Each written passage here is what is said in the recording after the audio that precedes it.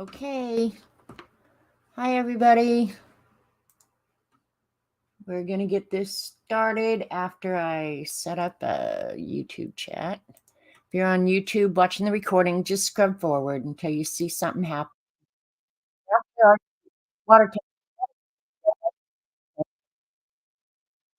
Because I don't know what exactly I am going to watercolor. I'll let the people in chat decide because I don't care. All right. Got it. We're good to go. All right. We'll just wait for a few people to come in. Hey, Odidar. Hi, Joan. I didn't get to Patty's yesterday. So, yeah. If you guys don't know, Joan has a bunch of new stencils over at istencils.com. Go to Patty Tully Parish, and Joan's stencils are listed under Patty. She's got some really nice ones. Hey, Christopher. Hi, Linda Rentz. I think I said hi, Terry Brett. Yeah, she had some really nice ones, and Patty streamed all weekend showing them, so it was really good. I don't need any more stencils. That I can say for absolutely certain. But can you ever really have too many? Christopher informed me this morning that you always need art supplies. So there you go. Hi, Anne. Hi, Kathleen. You're welcome, Joan. I love your designs. I really do. Yeah, I'm liking this Zentangle. I just started this book. I wanted to do it on the craft paper. I'm not sure that I like it as much as I like on white, because on white you can see the shading better, you can see the highlights better. So I'm going to go ahead and finish it, but I'm not sure I'm loving the craft paper, frankly. What do you guys think? Hi, other Janet. So yeah, that's all I did this weekend. I have not, since the kids left, I just have not gotten motivated. The bottom center one, this one, that one is really, it's a very cool one. It's called LAP, I think, LAP. Let me look up the card. I got all the cards right here. I've made actually a few more new cards. Let's see, LAP. Yeah, there's LAP. So that's what it looks like just as a single tangle. And then when you, put it all together, it looks very cool. And I did it in the Beast. There is 4 of them blown up. So I don't know. That's a really, really fun tangle, right?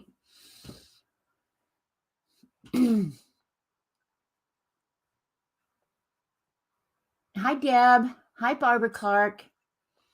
So yeah, that's a very cool one. And I'd never seen this one before August. So I had to draw it. So yeah, look it up. It's surprisingly easy to draw, Terry. You have to figure out your square, obviously. But then after you get the square figured out, very easy to draw. So I like lapwing too. I like so many of them. And then you know what I did? I was sitting here looking at some of them, trying to decide what I wanted to draw or whatever. And I got thinking, a lot of these Zentangle designs are just ripe for stamp carving. So let me get out a little piece of paper here and a stamp pad. I went ahead and used a Magic Rub eraser. And I don't remember maybe I wrote them on the side. I hope I did. Oh, thank you, Joan. It does look so neat, right? See, Christopher, that's just it. A lot of these designs, they look so complex. And then when you go to draw them, it's like, dang, that was simple. Okay, this one's called Pinwheel. And I was going to do this today until Dee Dee peer pressured me. But I'm going to pick out some more designs. And they're just on a magic rub eraser. I don't even know. I've had these erasers forever. And I do have carving material that I got at the Hobby Lobby clearance sale. But if you stamp it edge to edge, oops. Oh, I got to carve out some of that. But anyway, you get the idea. And then just turn it.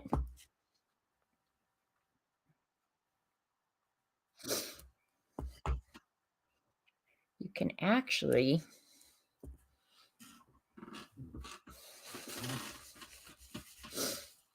do some pretty cool designs. So I'm going to be doing more of this in the future. And they're such simple designs. Hey, Jan Terry. Anybody else? Hi, Kitty Jen. Anybody else coming in? Right. They're so simple to carve. And they just come out pretty awesome. And because the edges, oops, didn't turn it. Duh. Because it's stamped edge to edge or carved edge to edge, positioning it becomes very simple. So that was one of them. I did the very simplest first. That's how simple-minded people behave. And then I did this one, which I didn't write down on it. Is this Palrivo? I don't know. The other designs. But what I figured out about this one is so weird is that you can do it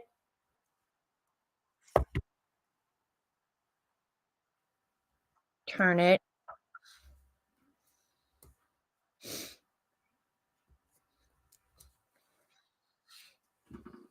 Very cool.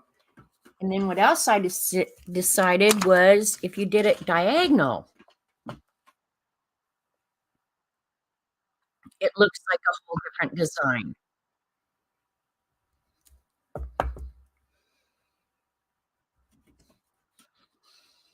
So that is really cool. Hey, Cat and Paste.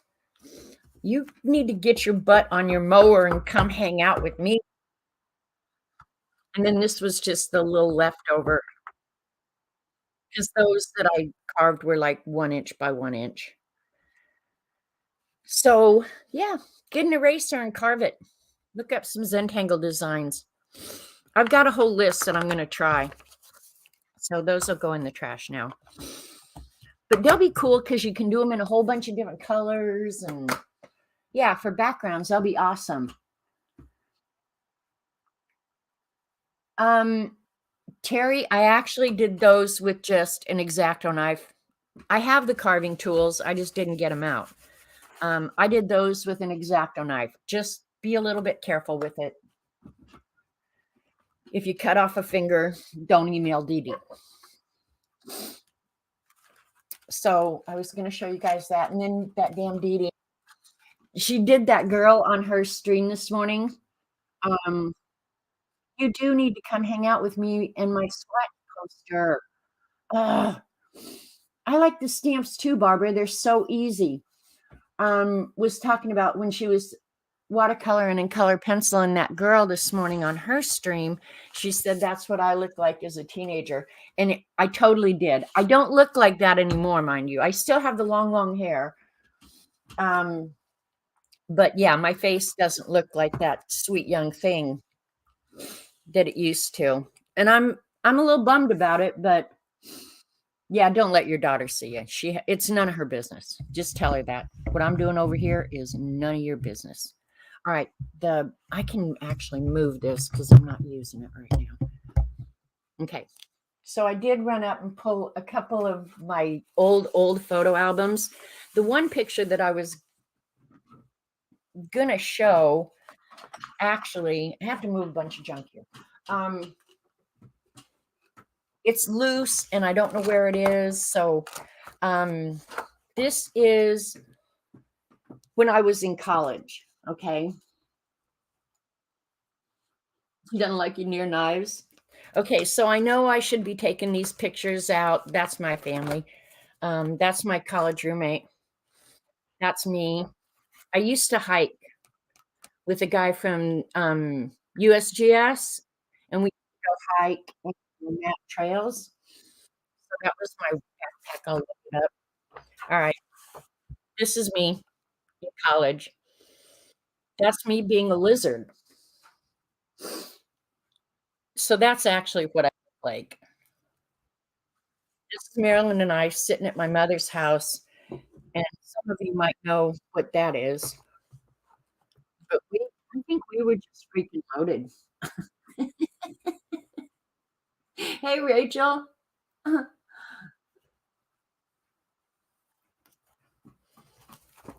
So that's me and here we are again. That was actually in our apartment.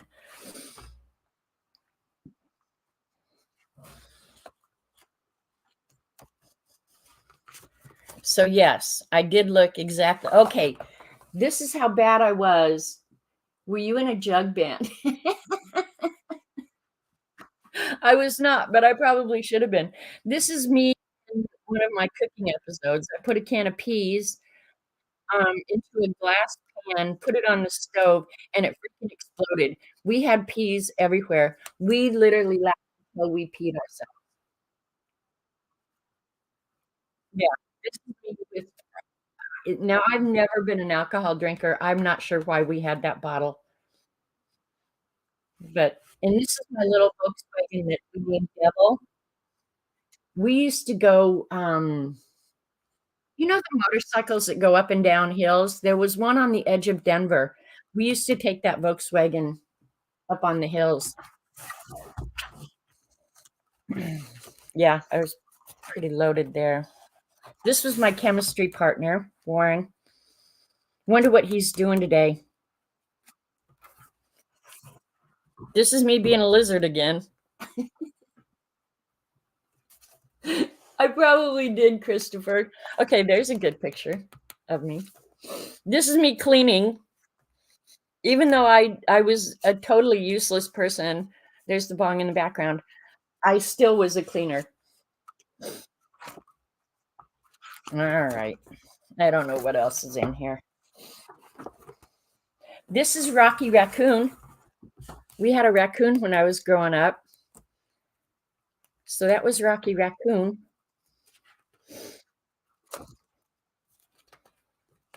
Here's me when I look pretty sweet and innocent.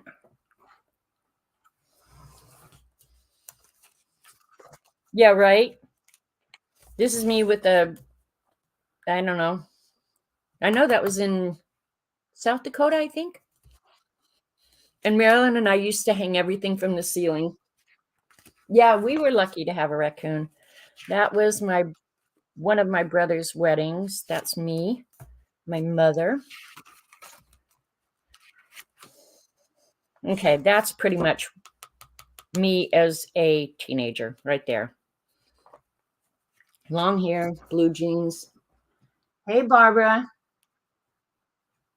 Let's get another close up of sweet and innocent. Sweet and innocent. Mm-hmm. Well, I might have another sweet and innocent in here. I always behave pretty good around my mom. This was when they launched HBO in Denver. I was on, so that would be me when I was being a good kid. This is me in first grade. I remember that teacher. This is me with JD, 1979.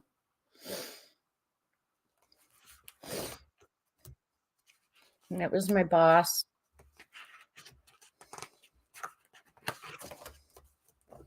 Okay, here's me being sweet. I don't know what we were dressed up for, but here I was being pretty nice in that one. I don't know what else is in here. Just postcards from different places. Okay, so that was one of the college books. Is Uncle Dan here? We're not playing Pictionary, Dan. And then these, I don't know, these are a little bit of everybody.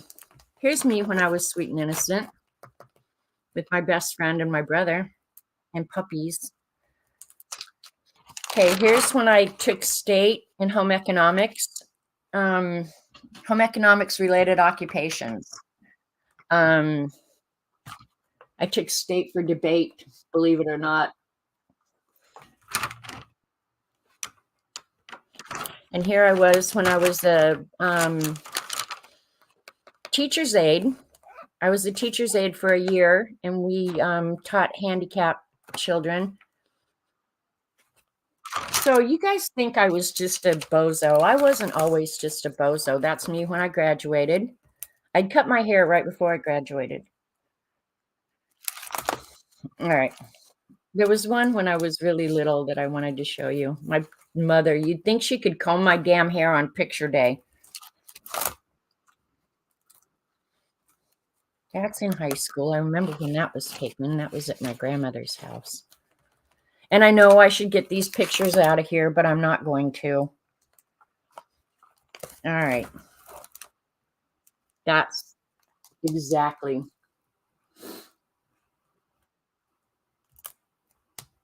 That is exactly what I look like. And just some old friends. Wonder what happened to all these people. I haven't kept in touch with anybody because I suck. That was my best friend, and she married my brother. All right. I think the only good picture here is this one when I was sitting next to Jim. Okay, weird story about this woman, Carol. We worked together. I worked for the Student Government Association as a state employee. Carol didn't show up for work one day. And so she didn't call in or anything. So we were all, this is me. That jacket got stolen. But anyway, later on, we get a call from her husband, who is this guy, who says that she has amnesia, doesn't know who he is, doesn't know who his kids are, nothing. She just, like, one day had amnesia. Well, my roommate and I did not believe it. We were like, nah, something's up. That's me and Tony. That's me and, I don't know, that was junior high. So anyway, yeah, there you go. So Dee Dee, you were pretty spot on. Yeah, here's my HBO plaque. Oh, and this dollar belongs on it. They paid me $1 for appearing on HBO. Look at how cute I was, though. I was so cute.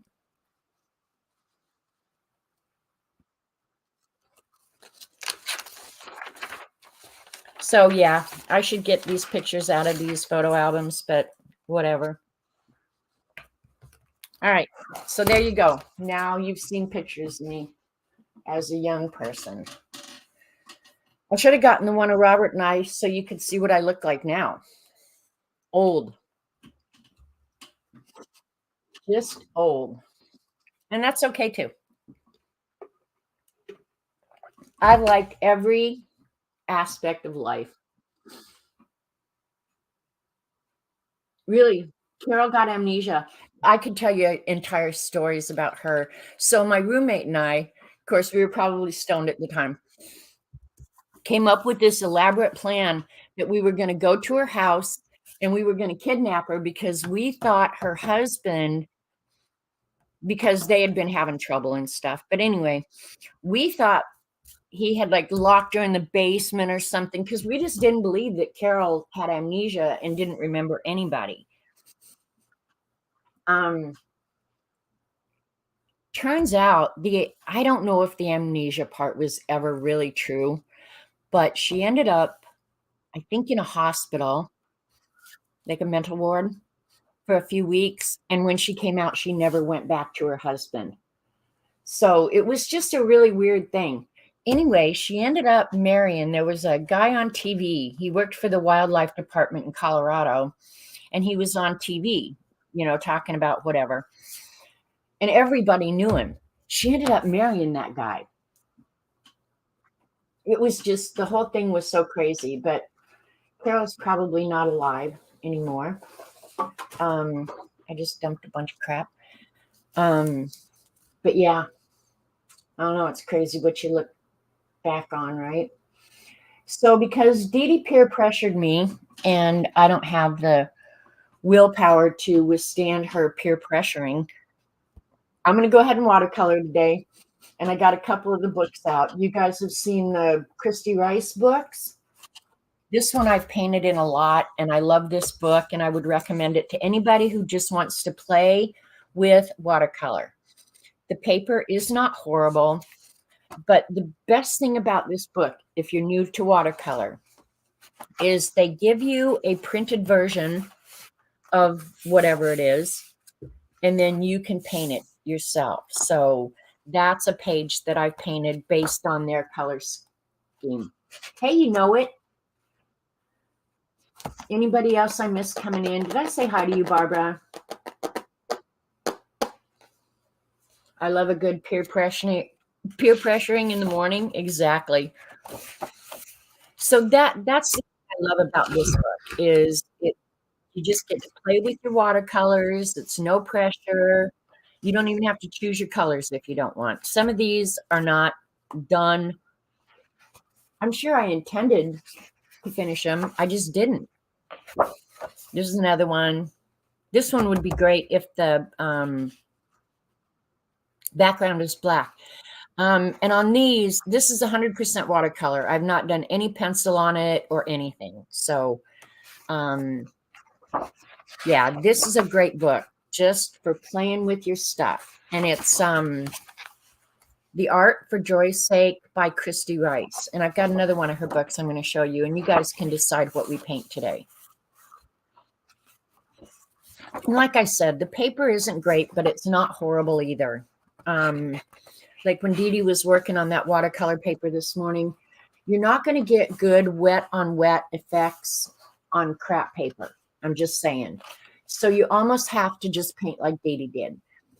But this paper, you can work. It's a little bit better, so you can do some wet on wet with it. So I have a few pages left in this book. We can work in this book. But I also have another one of Christy Rice's.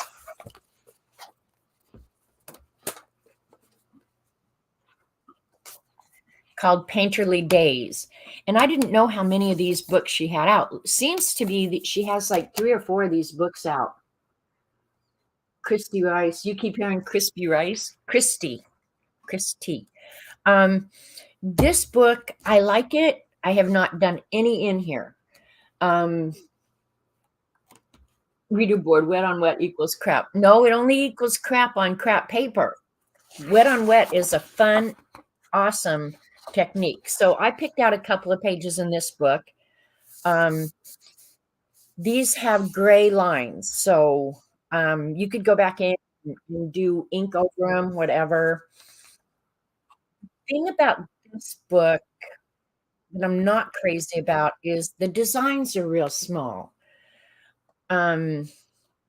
So they're very time consuming and detail is going to be hard. But I do like the book. So, but I picked out this one. I would be willing to do because I think the images are decent enough size that I could do them. This one I just think is impossible. You're not, I mean, maybe with a pencils or something like that, you could do it. And then this one with the mushrooms, I thought that one wouldn't be horrible. But yeah, I've done none out of here. So I thought, well, maybe I can work in that.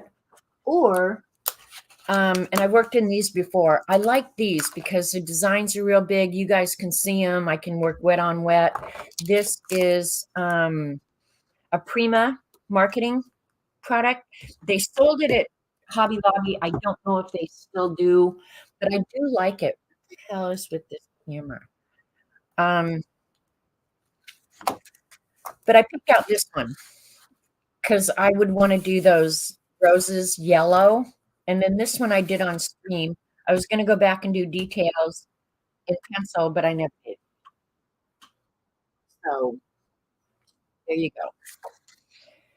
And then there's just a whole bunch of these. I gave a whole bunch of these to Jill when she was here a couple weeks ago. So I don't have many of them left. That's okay. So what would you guys want to see? You want to see the black images or the Christy Rice ones? I'm not crazy about them oil ones, but some people might like them. I'm just crazy about it. All right, I'll read chat real quick, and you guys tell me what you would prefer. And I'll go ahead and use these Grabie watercolors that Dee Dee worked with. And you guys, they're not horrible. In the United States, these are about $40 for the 100 color set. They're really not horrible. You want to do the Christy Rice? Okay, Terry, thank you. They give you this little palette to work on, so I'll leave that out. But yeah, they're not horrible. They're very vibrant colors. One thing, they re-wet nicely. Yeah, and the metallic, I don't even mind the metallic because they're not so in your face metallic. Do one of each? Well, you think I got 3 or 4 days going here, Christy or Kitty Jen?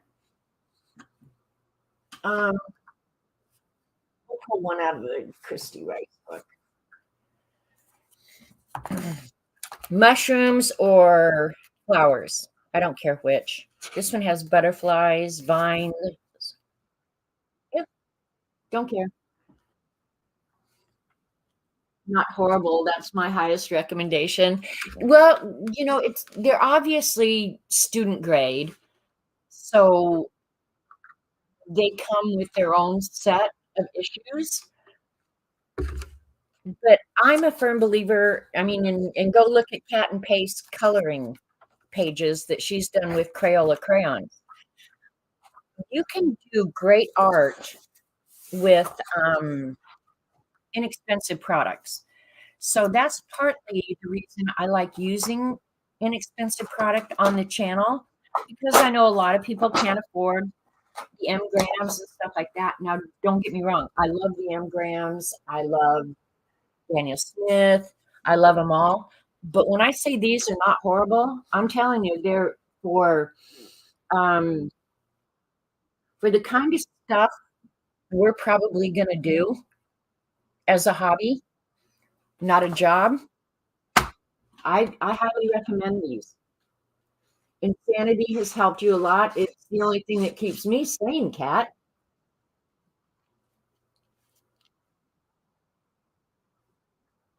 All right, so I got the mushroom page out. This, I told you guys before, this swatch sheet is ridiculous. I guess when you lay it out like this, where your white is down in this corner, I guess it does match. But I generally am going to have it like this, where my translucent colors are here. So then everything's bass backwards and upside down. It's stupid. Hi, K-Berg. Anyway, so you want me to use the metallic paints or the others, the regular? In this set, you get 50 of just regular watercolor, 10, let me see, what was it? 10 pastel, 4 neon, and then however many's left metallic. And I like the metallic. I don't know where those things are. Okay, here they are. Laying here under a pile of crap. These are the metallics on some of those Prima pages. They're pretty cool. I like them. Paints are my choice. Okay. Oh, goody. We're painting fungus. I know, right? Happy day in America. All right, let's take a look at the piece of art and see what would work best.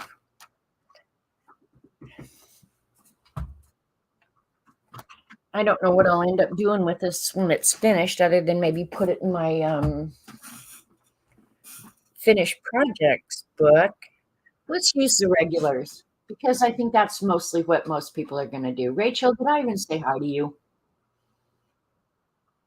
And then along with the Grabie paints, and I'm not trying to sell you guys on them. I just like to pass on when I find something that's worth the money that you're paying for it, unless, of course, you live in the UK or Canada, in which case, I think Cat and Paste said these are $122 in Canada. That's insane. And in the UK, they were about equally as expensive, so that's crazy, but along with the, 100 paints in this cute little tin. Now the cute little tin is what sold me because I'm all about the packaging, but there's such a nice size if you're gonna go somewhere, like, if I was gonna take a trip, this would be the set that I took probably because you have so much options, right? Just continue to ignore me. Okay, thank you, Rachel, that's what I intended to do. Just stick with Daniel Smith. Yeah, I mean, they send you 3 water brushes, which are marginal, and then a tubing pencil. So you kinda get a whole set. And Grabie has been around, I think, since 1920 or 21, and they have a lot of kits. Daniel Smith for you too. I I would say I like Daniel Smith and M. Graham's about the same, and I think the quality of paint is just about the same. So, um, I'm going to actually use the, oh, I gotta go put water. No, that's the wrong one. I'm gonna use the combo water brush that I just recently bought. It's got a pretty big brush on it. The flow of water, the water regulator in it is pretty good. And so, yeah, I'll just do that. Let's just start here in the middle. Okay, I'm gonna do that whole thing red, and I'll go back and put the white in later. Yeah, if you're new to watercolor, these and you're willing to spend 40 bucks for 100 different colors, I would say I would recommend these just fine. Just fine. So, I'll try and keep the paints here.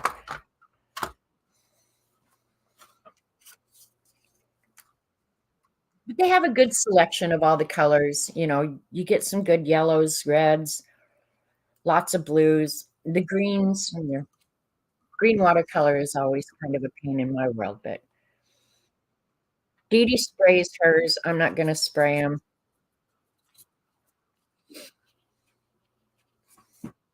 So here we go, and I'll put the little dots on later.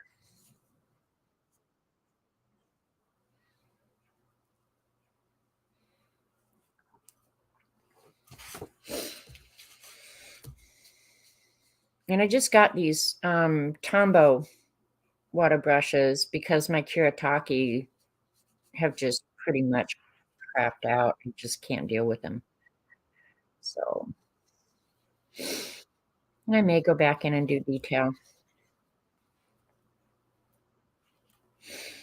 with colored pencil. So how many of you went and bought the Posca colored pencils because of Dee Dee this morning? I did not. I have so many colored pencil, and I am going to remain Prismacolor loyal. And I don't have Holbein's cat.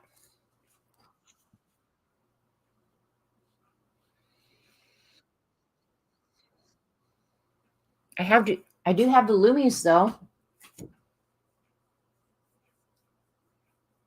Yeah, Crayola Super Tips. Can't find a better product out there, in my opinion, if you want just some markers to get color down.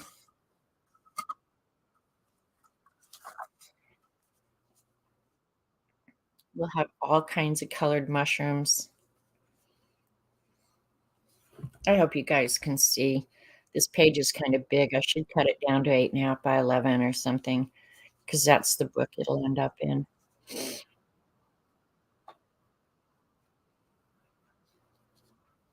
Or I'll cut it up and use it in collage.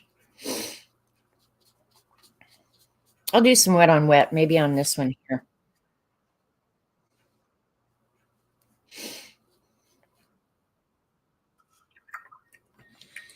And I still wash my brush out in water.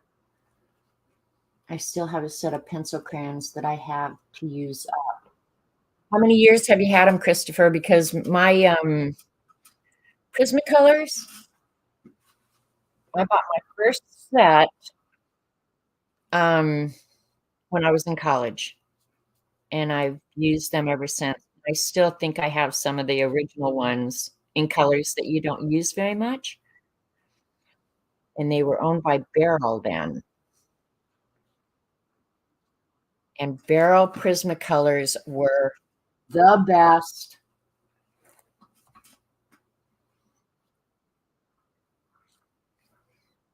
I'm gonna go ahead and put a highlight there. I'll see if I'm too late on this one. I probably am. But if you do that and you wanna go back, just put a highlight in and just pick it up. Let's do this one. Oh, there's a nice big one up there. We'll do this one in blue. Hey, bossy butt, you should have been here earlier. You could have bossed me around, told me what to do, which book to do it in. You missed out, girl. Girl. Let's see, the blues we're going to use sky blue and peacock blue.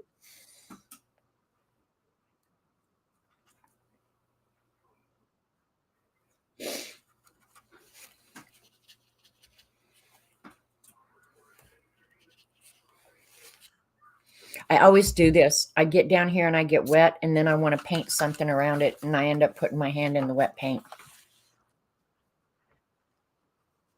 So go ahead, Rachel. Say bossy, dumbass. All right, let's do this one.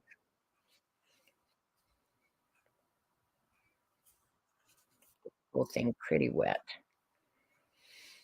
And they say this is watercolor paper. It handles water better than copy paper or color book paper, and that's about the best I can say for it. Does hold water a little bit better, but saying.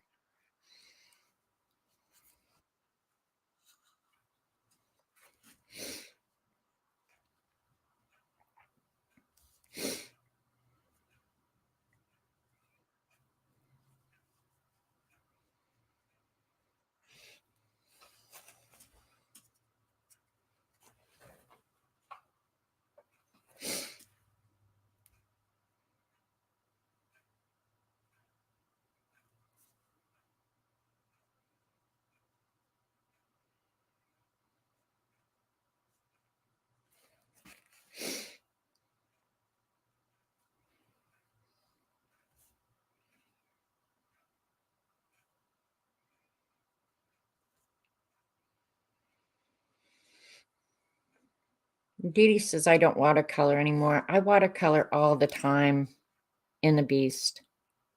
Not daily, but at least a couple times a week, no matter what.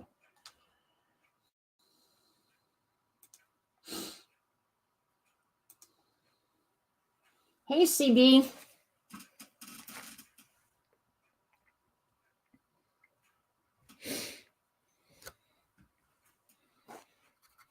We'll go ahead and add a third. We'll add the dark blue.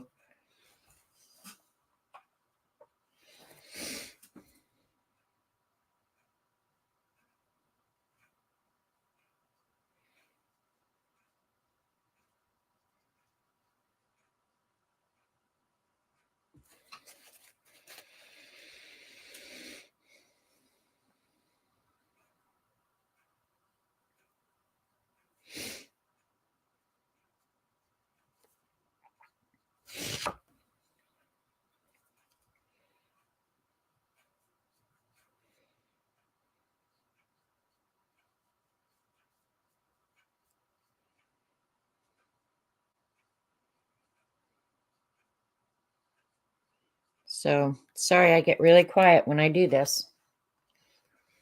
And you'd think I'm thinking. I'm really not. Just sitting here a little mindless. Where did I get green from?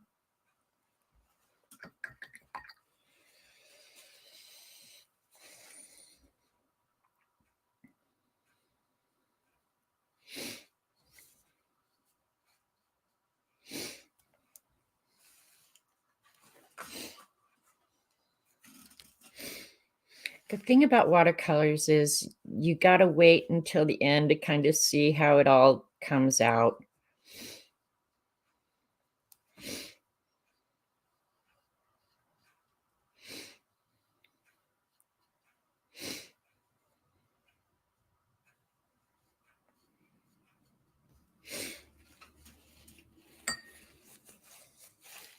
We're going to do the bottom of that. Let's see which is the really dark. I think this one.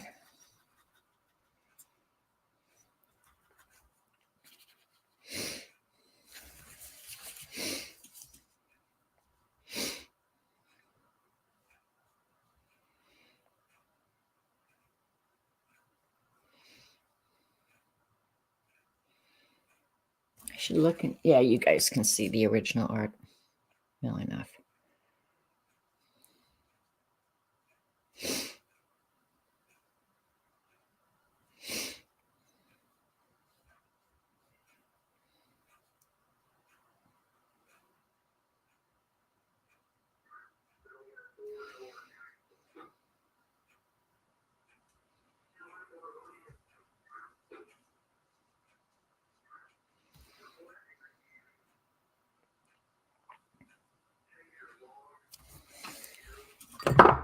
Oops. We don't need to be spilling water today. Okay. Hi, Kathy Arbor. Hi, Chris. Anybody I missed? We'll see. When we go back, I mostly just wanted to play with the paints. We'll see when we go back and add the detail. But it'll probably be one of those pages that I show you in the future and go, well, I meant to go back and finish that. I just never did. Because when I'm done streaming, I'm on to other things, you know? All right. I'm going to work over here, so let that dry before I work on it anymore. Let's do this one. It should be yellow, but I had a little bit of blue left in the brush, so it's going to come out kind of lime greenish. We don't care.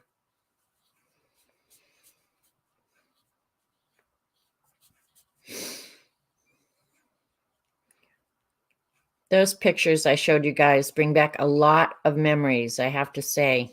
Thinking about Carol and her amnesia and Marilyn. I don't know where Marilyn is right now.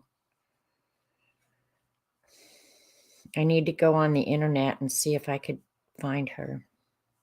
I could tell you stories about her for freaking hours. For real. Let's do the underneath side of that. And okay, now this paper, it might soak this up a little bit, but this paper may not. So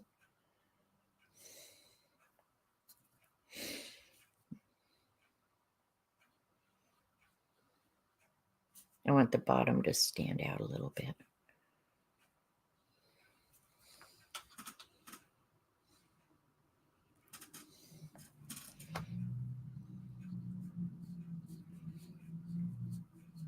I'll have to keep an eye out for some better pictures to show you guys.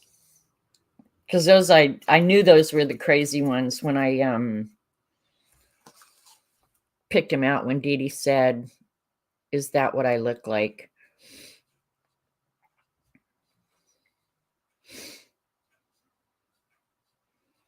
Probably my mother had most of the nice pictures of me.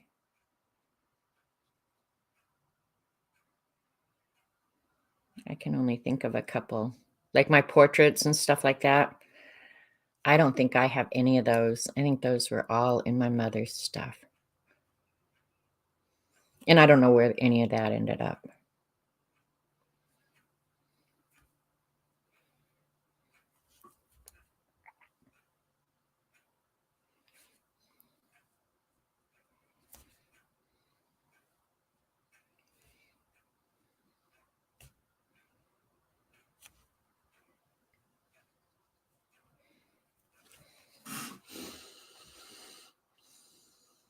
You'll have to go back and watch for the photos later. Oh boy, oh boy.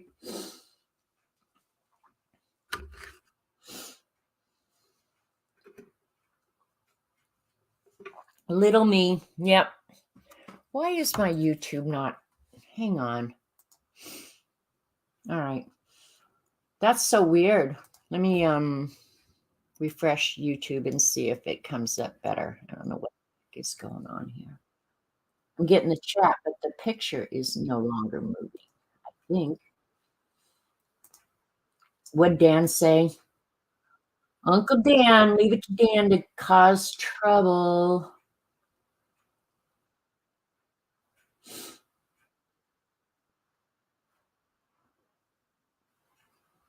All right. Would somebody write something in chat? Okay. Thank you. My chat is moving.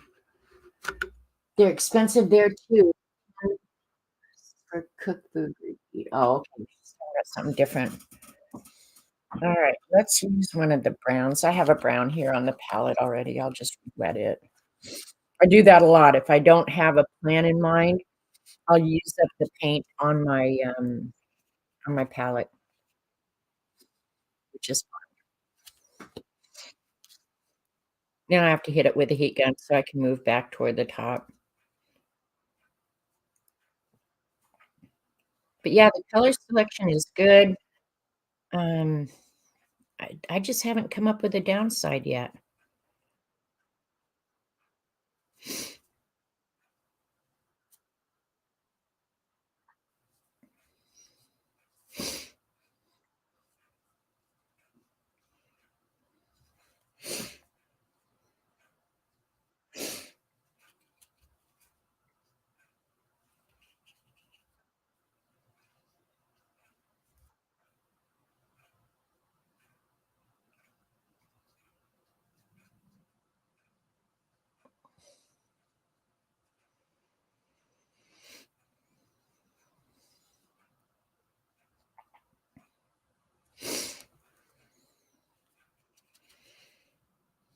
These all belong to the same cluster, apparently. And that blue should be, yeah, it's dry enough now.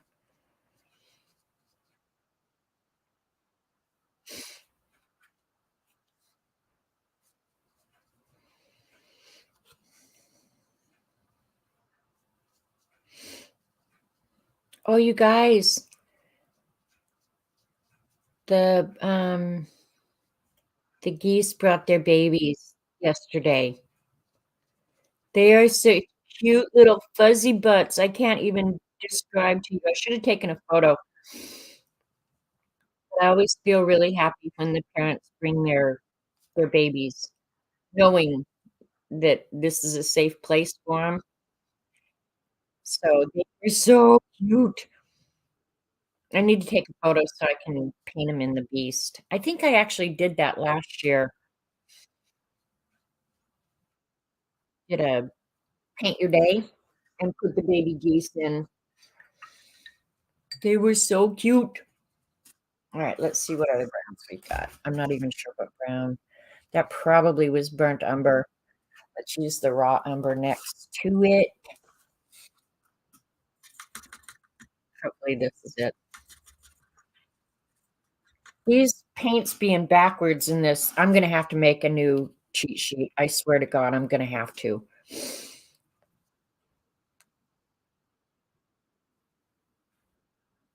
This paint might still be a little bit wet, and that's fine.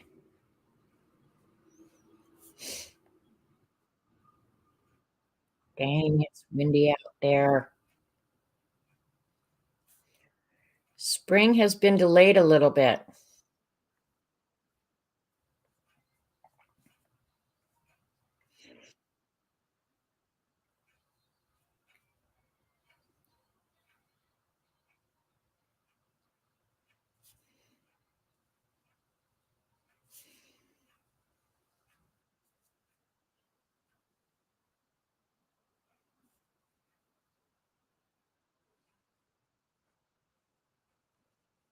You see, like all those little drawings down there, I don't have no clue what the hell those are. Do they belong to that? Do they not belong to that? I don't know. Last thing I need is confusion when I'm painting, right? Hey, Seven, it's good to see you. Thanks for coming.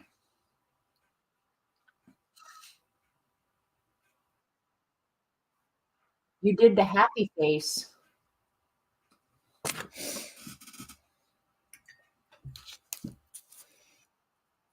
Okay, I'm going to clean up just a little bit.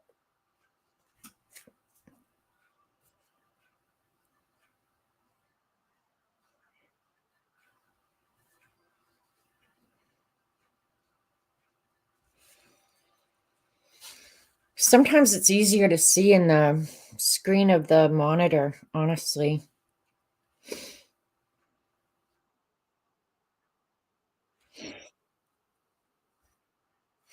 Like that. That's, we'll do that little flower in there, purple, and then everything else around it green because I can't tell.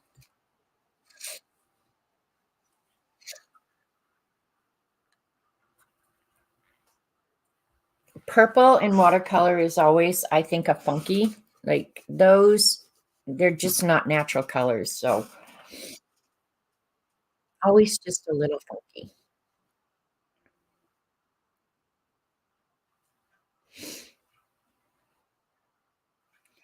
And I'll come in and do some detail with pencils because it's just too painstaking to do these small areas with watercolor. Just painful.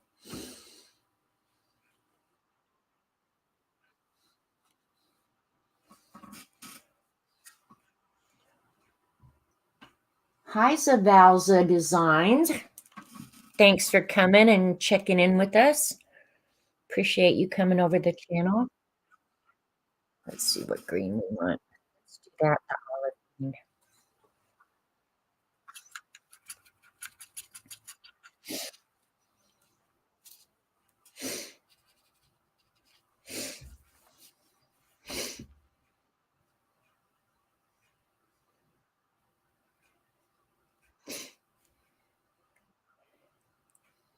The background on this, I'll either leave it white or go in with colored pencil.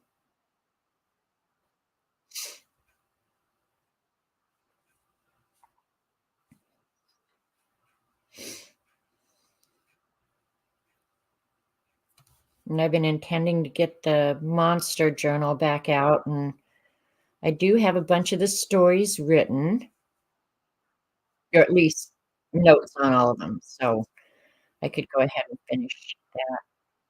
That's only been going on about a year now, right? Yeah, no rush. What's the rush?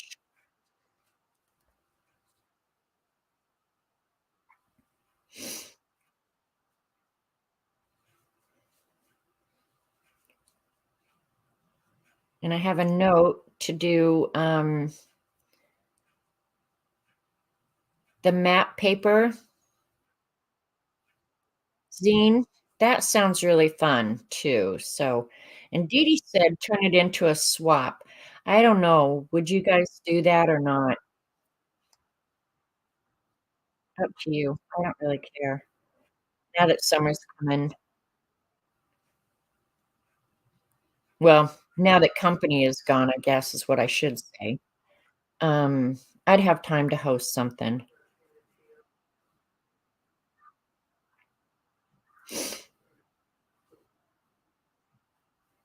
Dee Dee's prompts have turned out to be really a lot of fun, though, I have to say. Terry, you are killing it. I love seeing everybody's take on the prompts.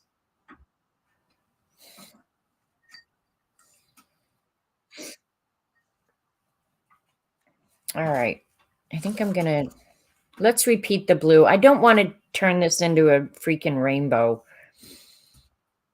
So I do try and limit the number of colors. So we'll repeat the red on here. Oh, no, we're not going to do that. It's still wet. Too wet for me to work up against right now.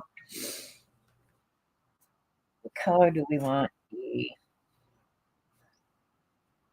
Let me think. Let me think.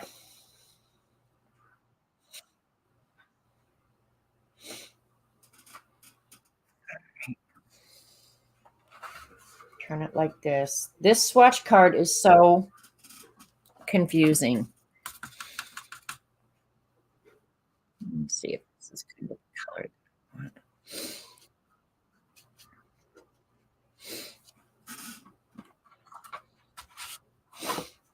I usually always try and have that'll be fine. Um, like a piece of paper nearby, um, to test the colors, especially when I'm working with new unknown colors. Let that absorb for a minute. Let's go back up and do this one. Keep your hand out of the wet paint. That's me talking to me, not me talking to you. So many little parts to this.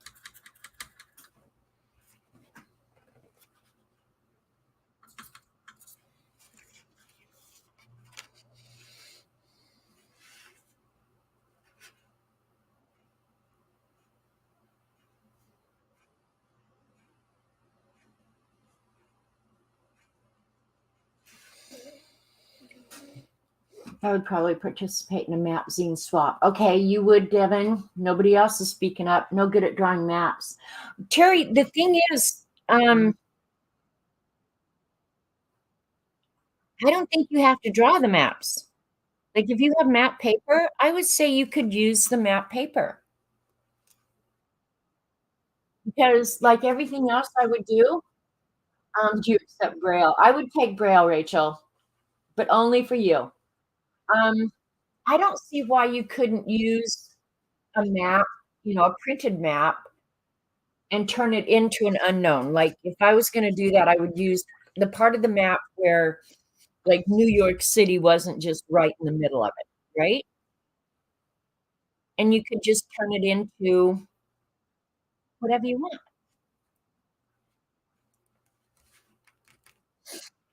Up to you. You do, boo. But most of the things I do, I try not to put too many rules on it so that you guys can get as inventive and creative as you want. For real.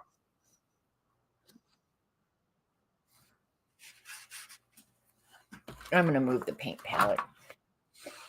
This big page ain't working out so good.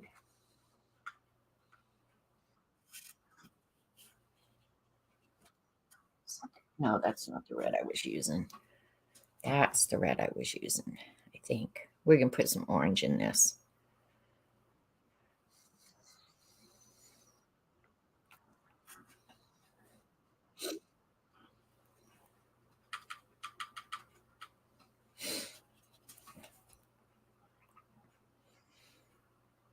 Because I think little mushrooms would be more vibrant, right?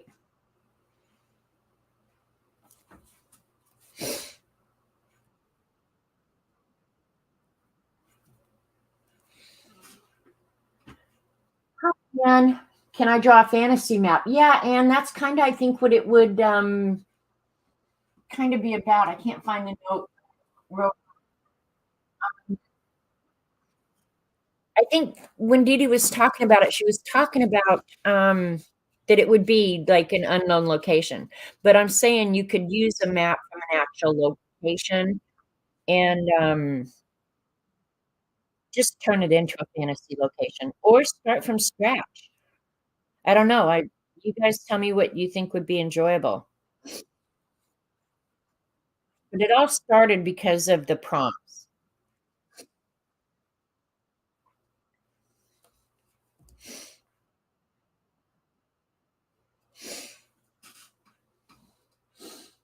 I'm gonna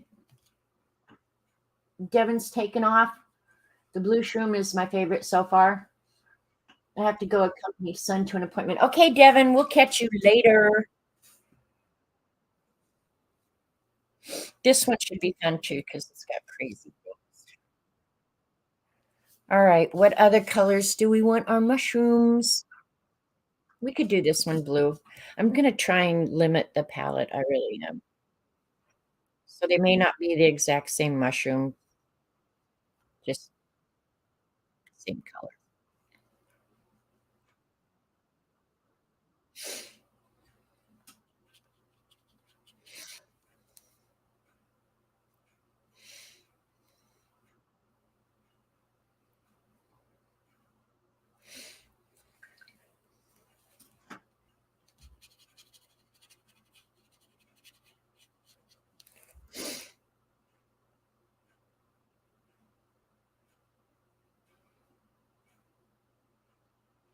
This one's poisonous for sure. This one will make you hallucinate. Yeah, I'm gonna put the dots on the mushrooms. I'm gonna come back in with pasta pen or white pen. Well, while that dries, I'll turn this one upside down and go ahead and let's finish this one so you can kind of see what I'm thinking.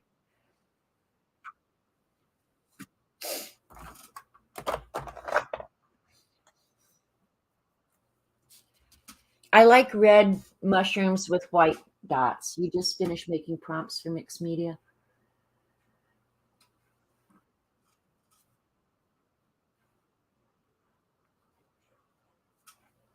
Then I'll probably use pencils for the shading. We can pull those out. I haven't actually been using my colored pencils in a long time. Too much stuff, man. I'll go ahead and get the dark red pencil out, though.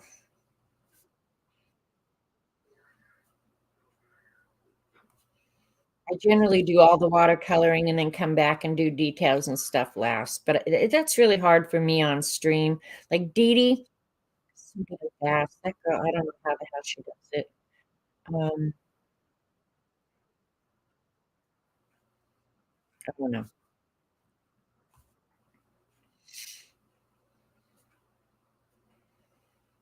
Is this better, Rachel? Are you happier now?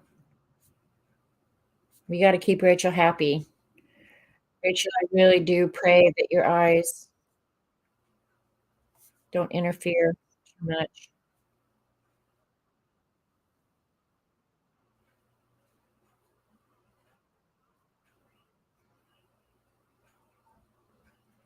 We'll finish this one so you can get an idea. Okay, we were talking about pencil storage this morning. I'm gonna pull the camera out real quick. Here where I sit 100% of the time. I like, no, 100%. Most of the time, I like having the pencils near me and available, but I don't have a huge amount of space to set things. So this is pretty much how I keep my pencils. Just in a container by blue, green, yellow, reds, like cool colors, warm colors, and neutrals back here. And a lot of my pencils are missing the shorter ones that go in here. I cannot work out of a pencil case. And all my pencils aren't here right now, but I'm sure I'll find something reasonable. And then tools and whites and blacks and stuff back here and pencil extenders. This really works well for me. But if I had my choice, I'd have a drawer right under my table that pulls out that all my pencils were just dumped in. And I know that is contrary to kind of my personality, but I don't mind digging through my pencils and I like the sound. Did you like that ASMR, Rachel? Um, I like the sound of digging through my pencils. So, but using a pencil case just does not work for me.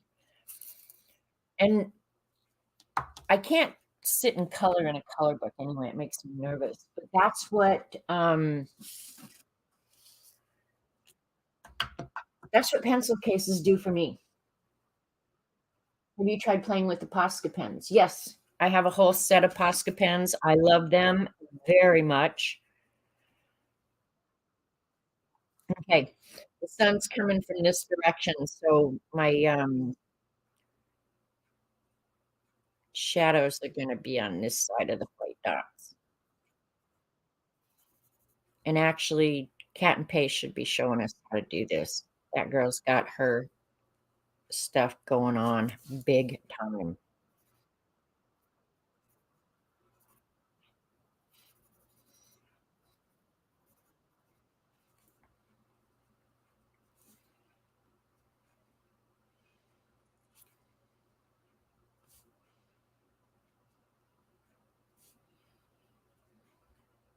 I really would love a Cat and Pace stream, wouldn't you guys?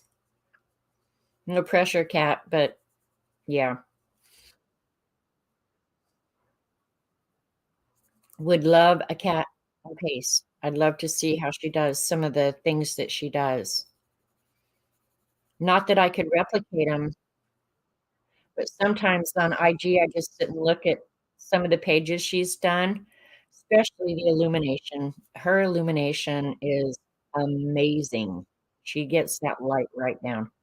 And Kat, am I mistaken? You're a trained artist, aren't you? I think she is, you guys. Can you guys see that, or do I need to pull in a little bit so you can see the shadows, which implies that these little dots are sticking up off the surface.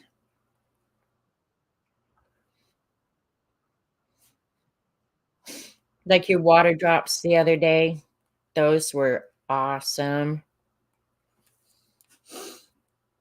Okay, you have a Bachelor of Fine Arts. Okay, so don't ever, ever compare yourself to Cat and Pace because she's got a BFA.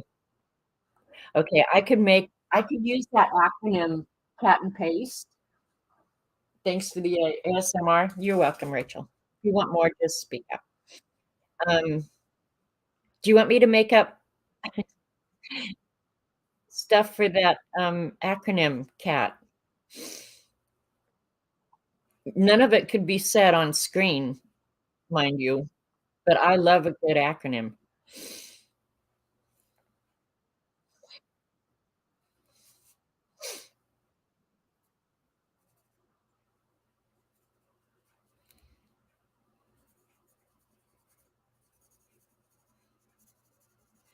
YouTube would demonetize me like immediately, and it would definitely not be kid friendly.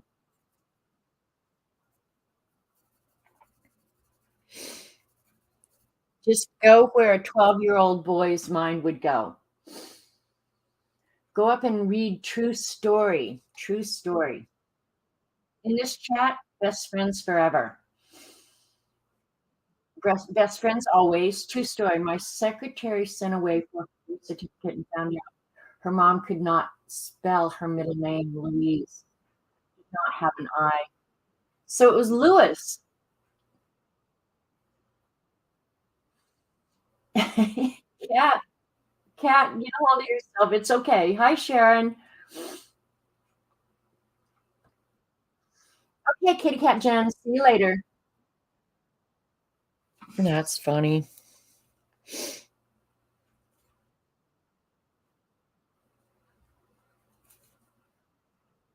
My mother's middle name was Louise, and my sister's middle name is Louise.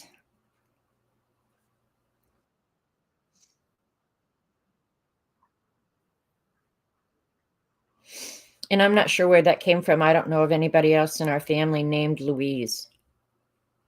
So I don't know what drugs my mother was taking. She probably just liked the name. That's how I got the name Janet. She likes, I think, Janet Leigh, the movie actress. I think my mother liked Janet Leigh, or one of the Janets. Hell, I don't know.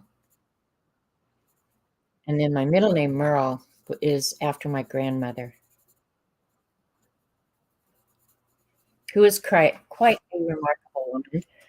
She was the first woman school superintendent in Iowa.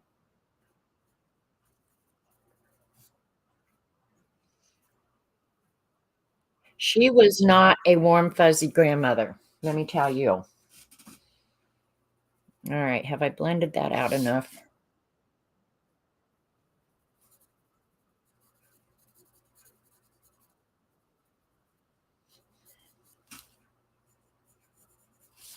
And the dots on the outside of the mushroom, I'll do when I do the background. So that's how they'll end up. Let's do the browns one, not blue.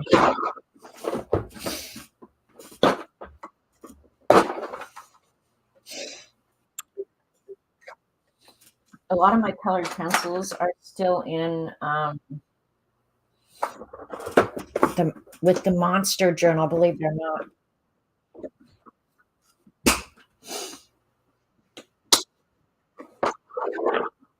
No, you cannot spell either. Oh, louse. Okay, sorry. You're right. I can't spell either. What the hell's the matter with me? One thing about using pencils, they've got to be really sharp for me.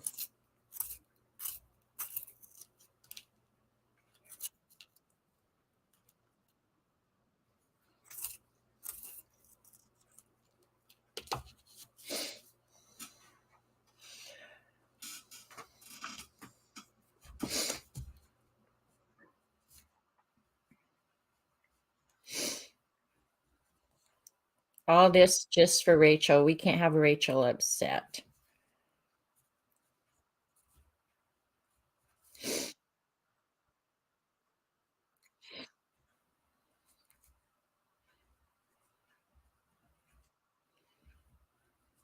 Louse. That's funny.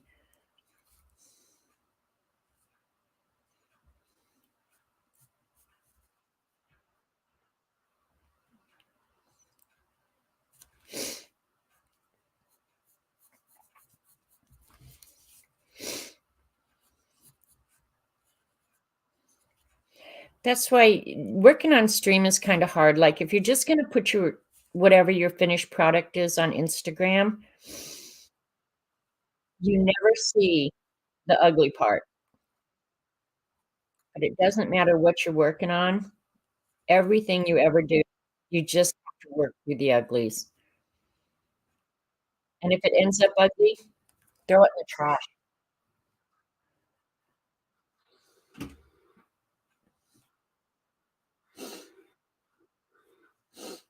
I have no clue what y'all are talking about. The blue and stuff I'll do later. We'll go ahead and paint a little bit more. But I do like, that's what the red mushroom will ultimately look like.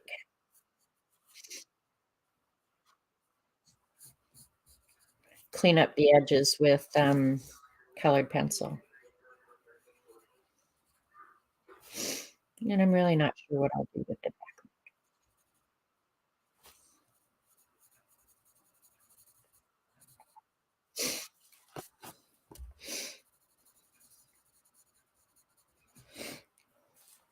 What is this in front of this? Is this like little rocks or something? I'm thinking. Or just little colorful things. We can do that one red too. All right, this all down here is dry, so I can move back up. The round file has found many of your accounts. Well, that's the thing about playing. That's why I think you can't get real attached to whatever it is you're doing or working on. Just experiment and plan. I think sometimes you should just throw it away. Don't keep it.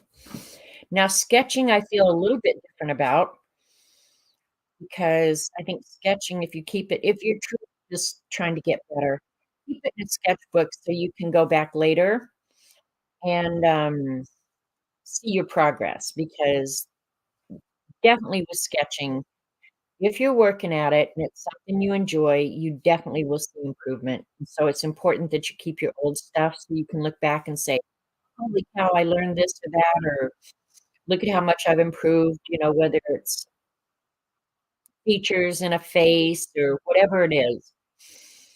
I think learning to draw, you definitely wanna keep your old art,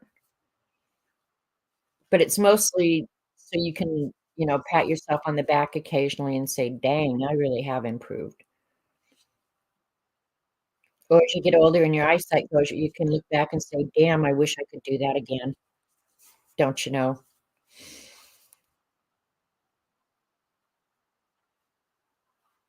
That one will be pretty with white on it. I do want it more dark, though. Oh, let's don't do that yet.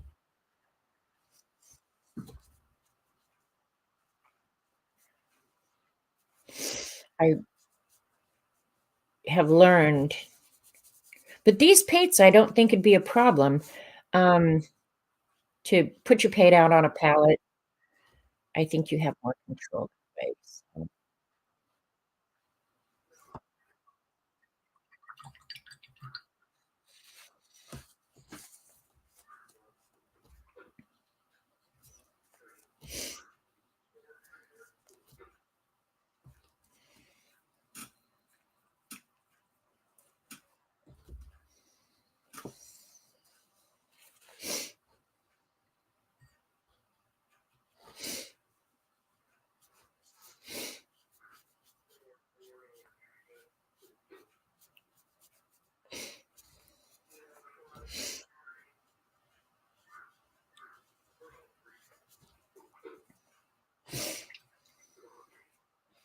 Alright, and one last little red one here.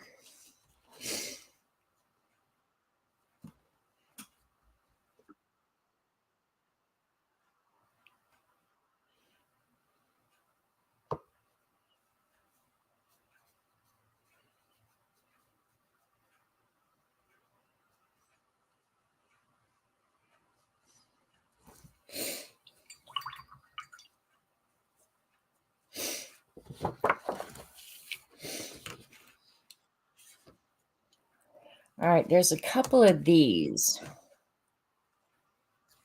What color do we want them? Thanks for the prayer, Rachel. Go take care of yourself. Thanks for coming. I know you're struggling a little bit. Um,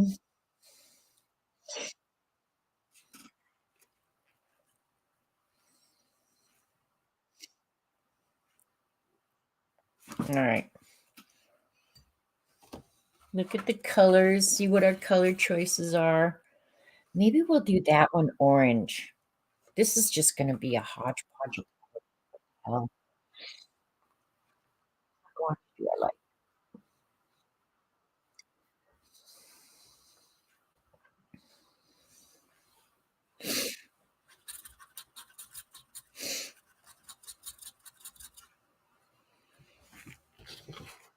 Y'all think how she was hallucinating before she even started painting that.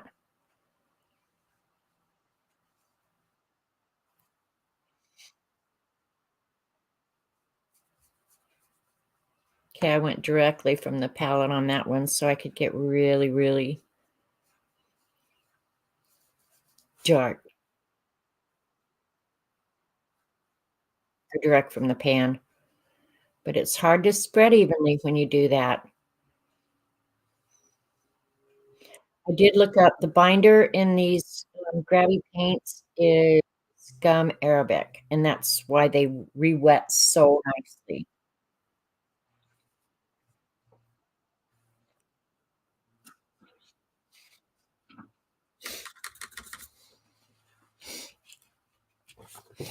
Ah, almost put that in the paint. Yikes.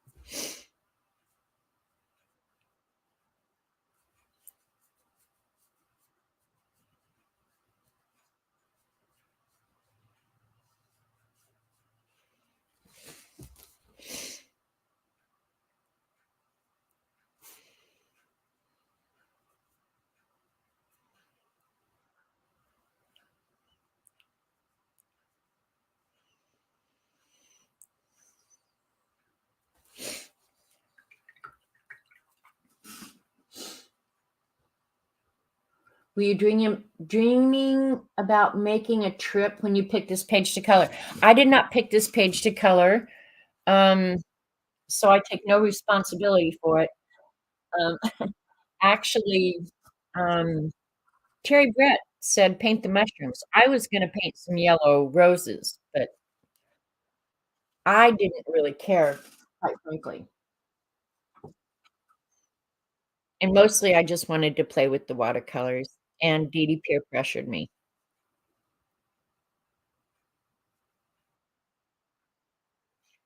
I was actually yesterday when I was thinking about, "Oh, what am I gonna do for today's stream?" 'Cause I always do think about it, I just never really make a decision, and then it's a surprise to me too. Do you guys remember that pack of watercolor flower postcards? Not watercolor, flower postcards, and I bought 'em to draw and watercolor, and I thought, "Well, I should get those out and do those," but I didn't do it, so this was plan B. Actually, plan C because I originally thought I might, carve some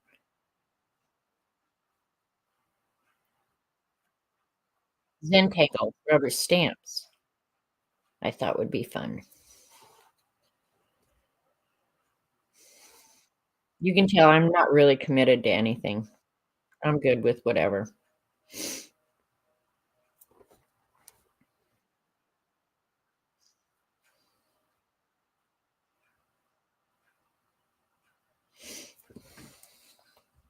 That's a crazy mushroom. Terry is to blame. Yeah, blame Terry for everything. Blame Terry for all of it.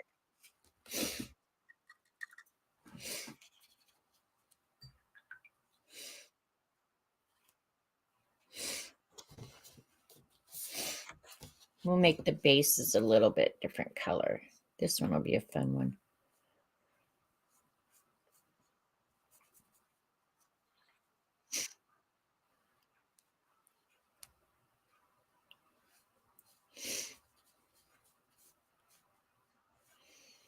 In the design, I don't know if you guys can see it in the camera. There's a lot of design in the stem of this mushroom, so probably we'll do that with colored pencil because it's just too small and tedious.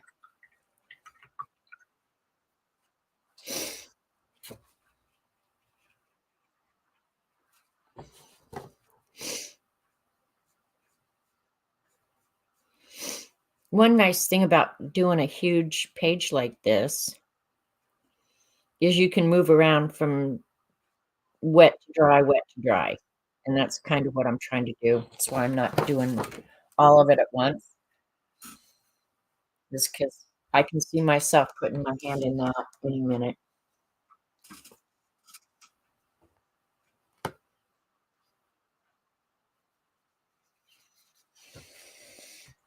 I do have to figure out what those dots are. I really have no clue what the hell those are. I'm gonna do this red again too, I think. Anything with the big white dot or circles in it, I think I'm just gonna do red. This one definitely needs to be blue up here. Let's just use the blue that we've got. Oops, I'll do the light first.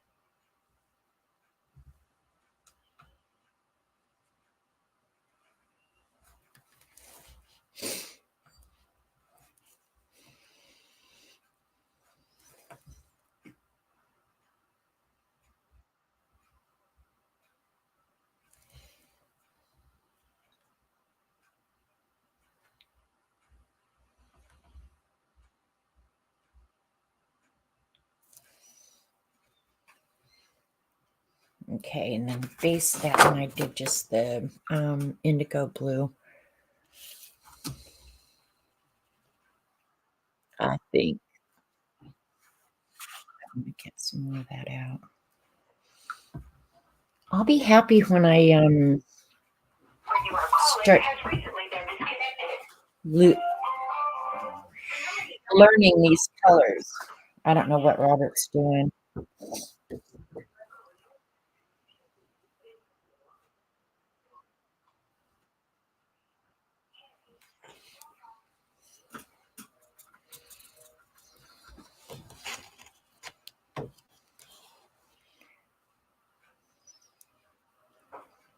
I love that dark blue.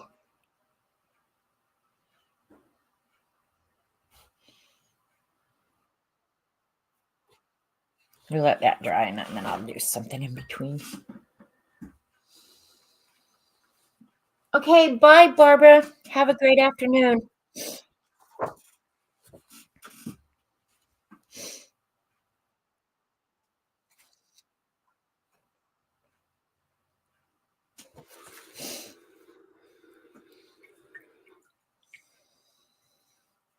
Like, I don't know what that is either, or that, but it appears a bunch of times throughout this thing.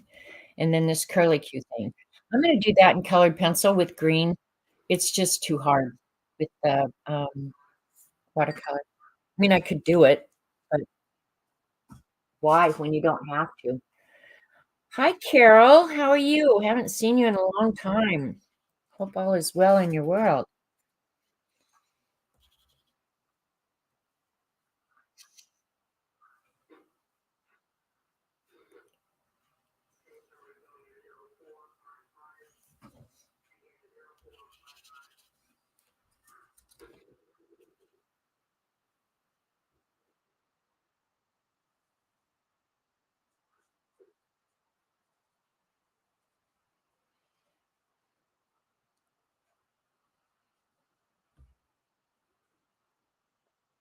See, it has all the crap on the edge. I don't know.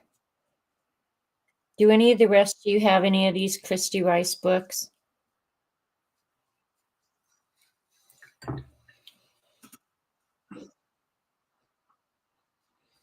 Well, I'm glad you popped in, Carol. It's good to see you.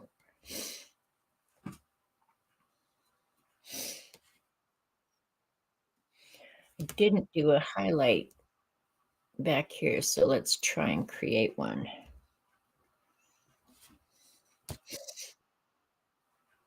I could always go back and do that with a white colored pencil as well.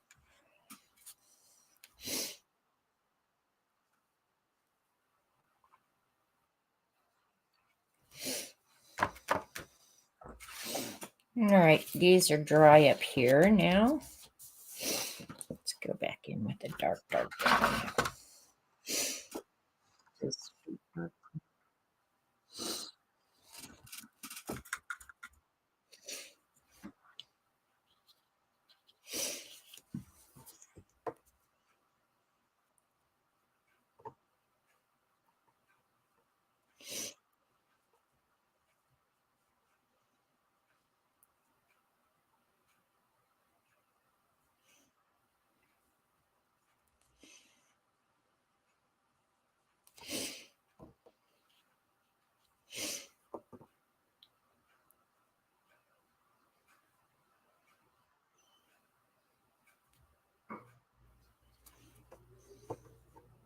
Oh, I just went out of the lines. Oh, this watercolored pencil may work really. Yeah, it will. It will definitely work very well over it.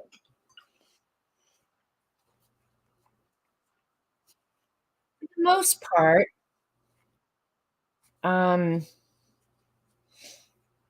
there aren't too many watercolors that I've found that don't. That watercolor or colored pencils don't work well on top of. I'm trying to think if there's any I can think of that I just go, "Ah, it's so not worth it." But I probably forgot more than I ever knew, frankly.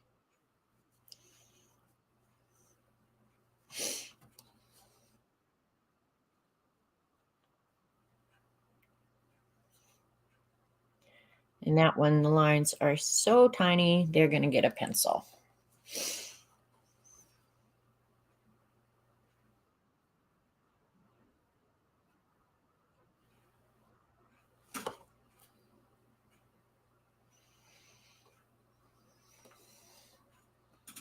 Isn't that stem crazy? Crazy.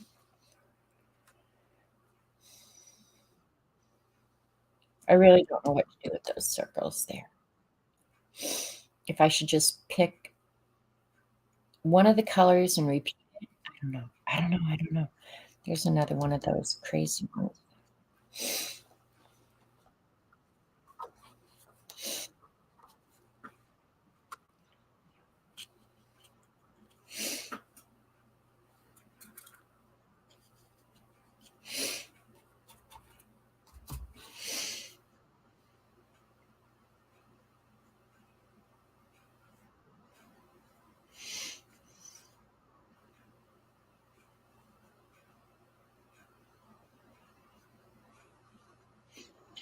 This one,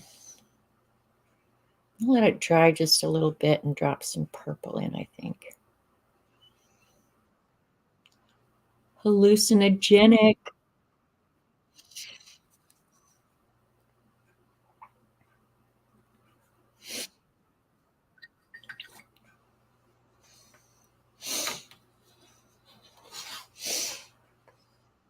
And there's a little red one up there.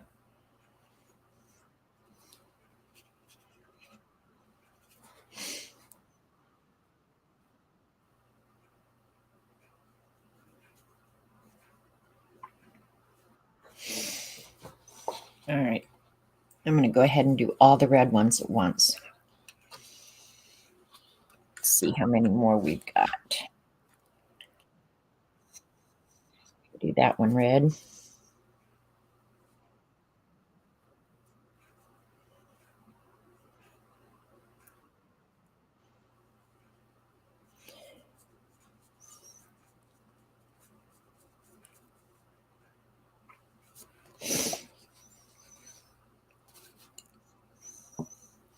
I'm probably off the page or off the camera.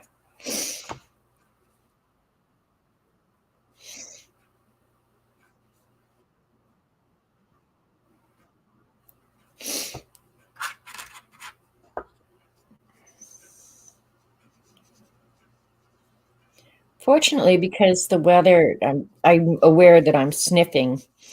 The one thing is, because of the cooler temperatures this year, we haven't had that much ragweed, and my allergies have been so much better, and I'm so, so thankful for that.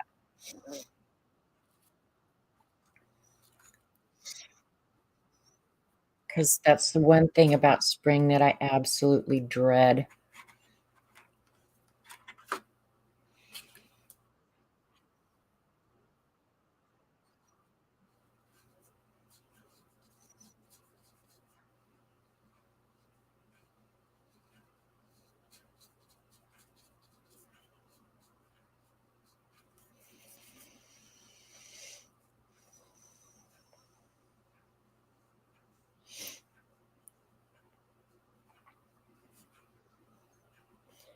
But I have no illusion that Oklahoma is going to stay cool much longer.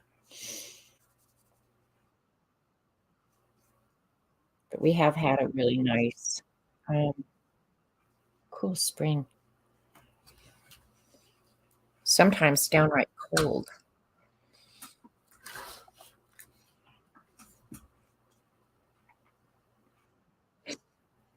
Another nice thing is I'm not having to run the heating and air. I know these are boring as hell, but hopefully they'll all work out in the end.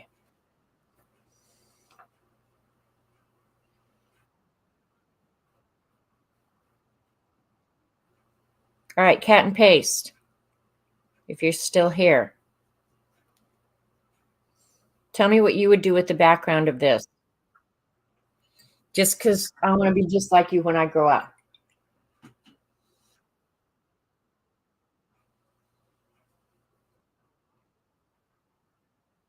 What else do many of the major walking men shut down for? That's crazy, CB. He has to get an MRSA swab. You know what I would do is I would walk into the hospital emergency room. That's what I would do. Of course, I live in a small town where that would be acceptable behavior. But yeah, that's crazy that the clinic would close down for a fiesta. Just saying. But Texas, that culture is, I think, so different than definitely up north and definitely in Oklahoma. Definitely. I'm here. I would watercolor it, hate it, color it over with a marker, hate it, and then color pencil. Okay, so even though you go around acting superhuman, you're normal. Fiesta rules there. Yeah, that doesn't surprise me, CB. And I'm sure it's like that down on the border as well. They celebrated stuff that I didn't even know existed.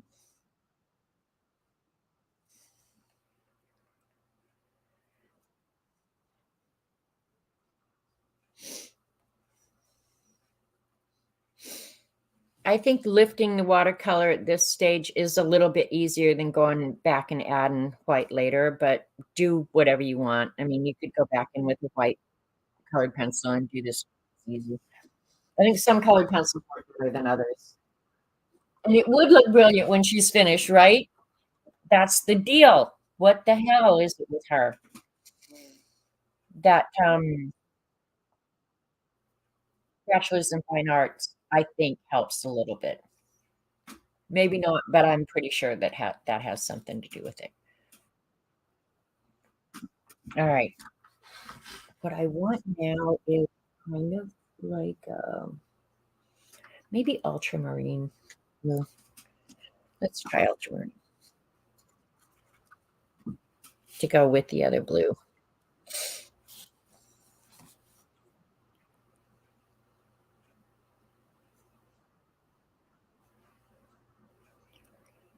With just one swipe, hopefully that indigo underneath will stay put.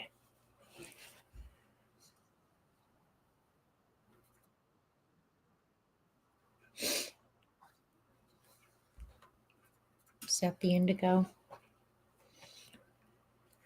All right.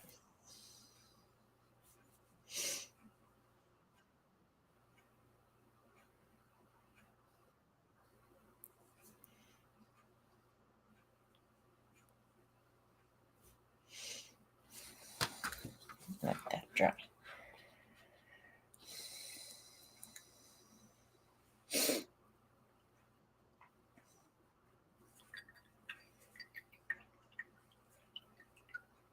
All right, I'm going to make a decision about those rocks. Hi, Tambit. Thanks for coming.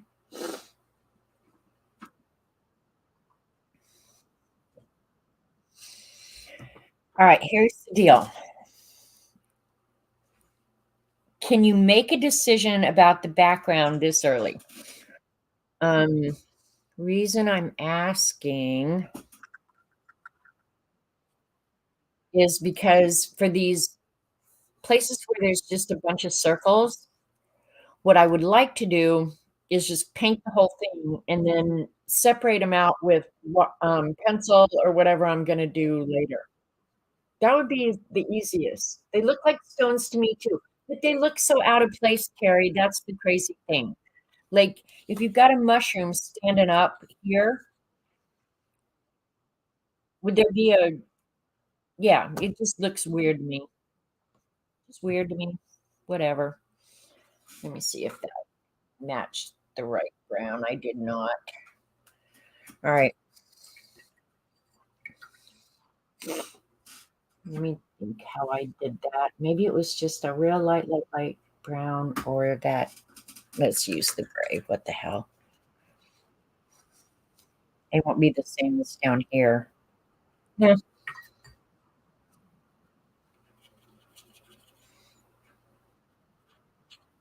I'm almost sure that I used that yellow ochre. We're going to try. Oh, wrong color.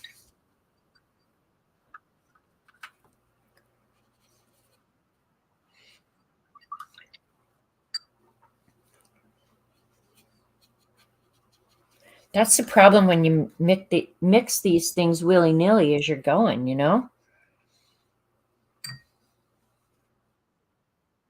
I am testing it over at the side. All right, I'm just going to use that real watered down. Nobody's ever going to notice, believe me.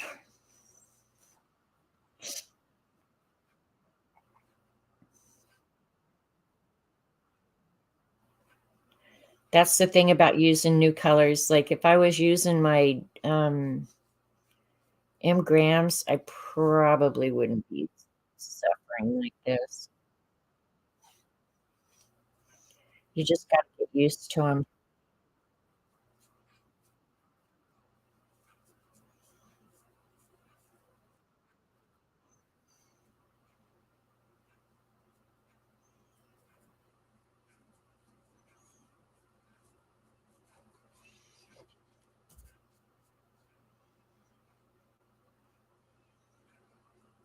What I did right there was very dangerous. Don't paint up next to wet paint. Okay, Carol, go have a good afternoon.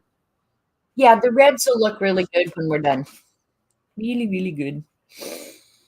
Before I get too much further, I'll go ahead and do some of the finishing. Dee Dee would have 15 pages done by now. She annoys the hell out of me. All right, I'm going to go ahead and do a couple other of the yellows. Try and keep my hand out of that. Okay? Okay. I will finish. Well, okay. I will attempt to finish this. Um, and then show it or put it on IG is probably what I'll end up doing. But usually when I'm done streaming, I'll be honest with you guys, I'm hungry by then. Oops. And so as soon as I'm done streaming and cleaning up the mess, today's not too terrible a mess. I gotta eat, man. So that's why I walk away from these projects and they never get done because my stomach consistently takes precedence. Sorry.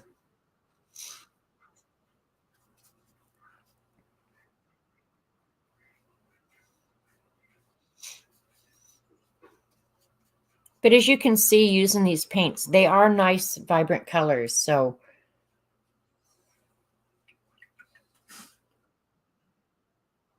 she does, right? Even the perfect grilled cheese. I know, Kat, that's what annoys me. I know. 7.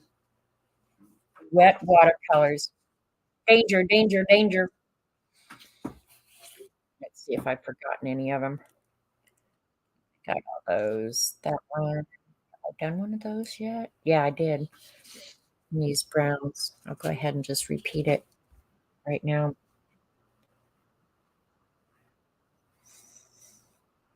I don't like getting in a hurry and then being dissatisfied with my end result too. But like Kat, you can always go over it um, with something else. Watercolor, you can. So, and even colored pencil in the end, if you don't like it, hell, go get your acrylic. Look at the printing down here sucks. So I'll just pretend it's there. How about that?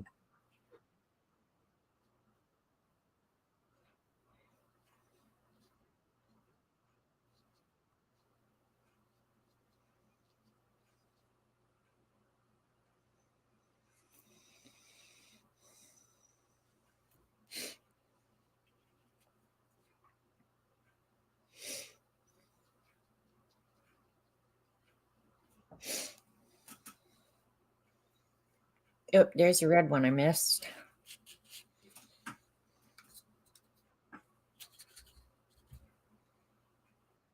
Right there. No wet paint. All right. Here in a second, I'm going to put some more white dots on these red ones and shade them and do some of the stems.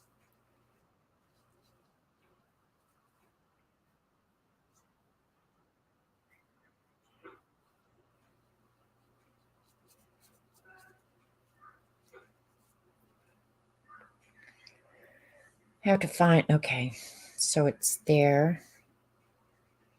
All of these pieces of art are not the same. They look the same, which is really,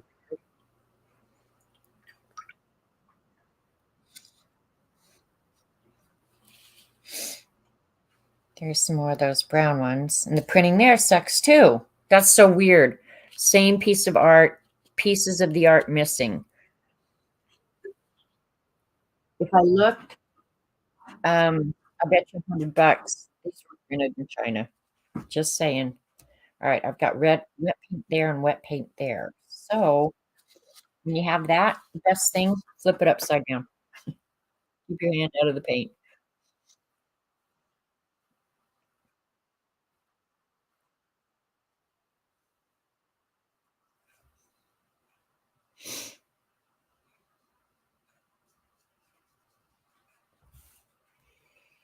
Yeah, see the stem goes down like that, but it's missing.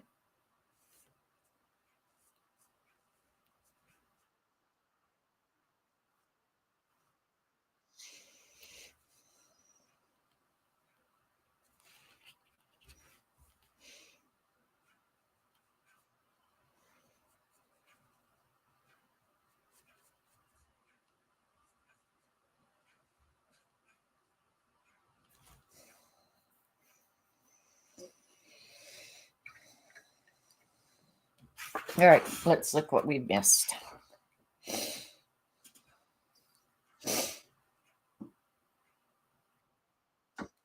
Get all these. Looks like I did. All right, we'll get some orange out.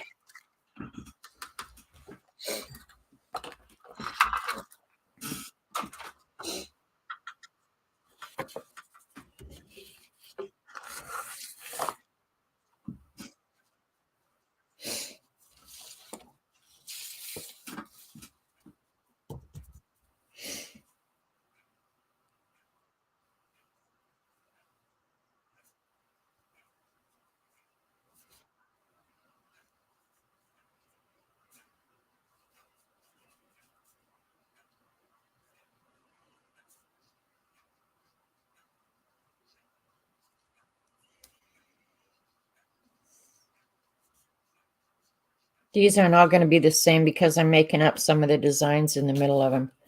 I'll look and see what I did.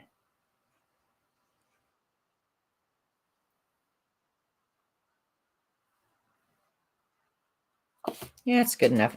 Close enough for government work, don't you think? I just stuck my finger in it. It never fails. Never fails.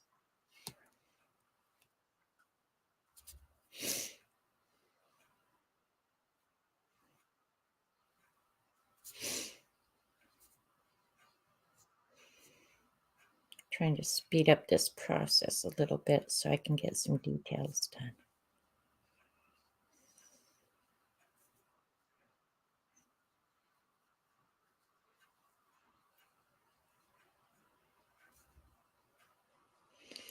Now that one has the whole design printed perfectly. That is so weird because you can bet money she only drew it once and then used it, over and over again.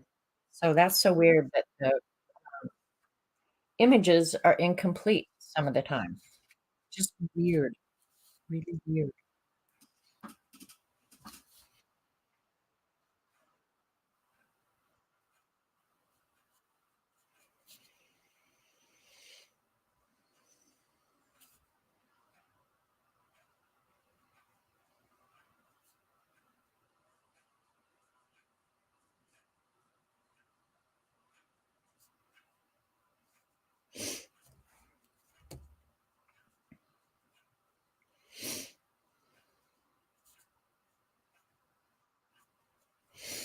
All right, is that all?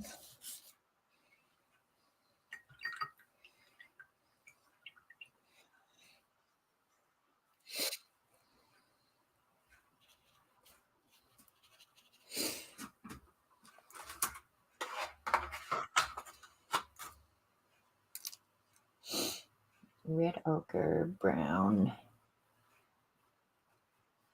Oh, going the wrong way.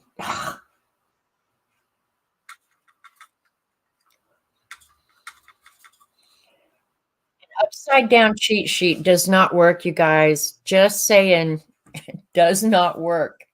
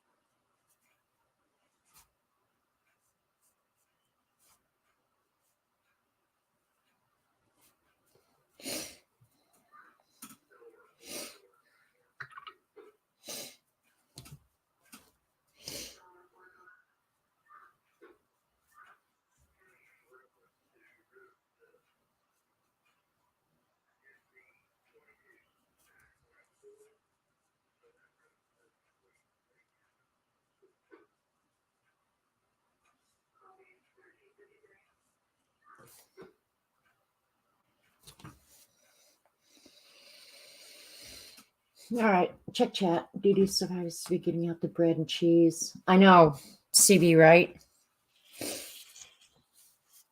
I'm so lame. I'd be on the way to the store to buy it. I probably wouldn't even have it in the house.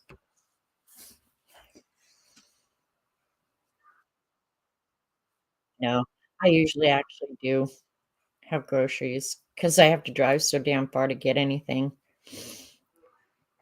So I'm actually fairly good about having stuff on hand.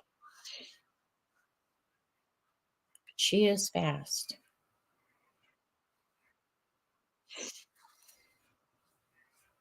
at everything.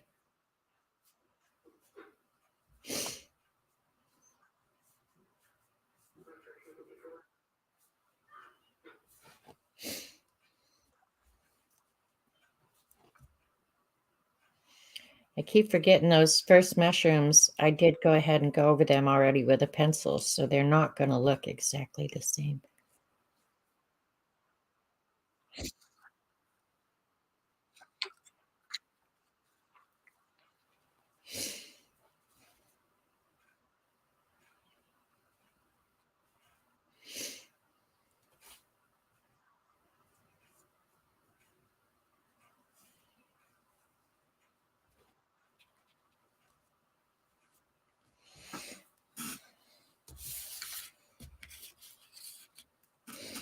It does go a little faster if you do all the same kinds at once.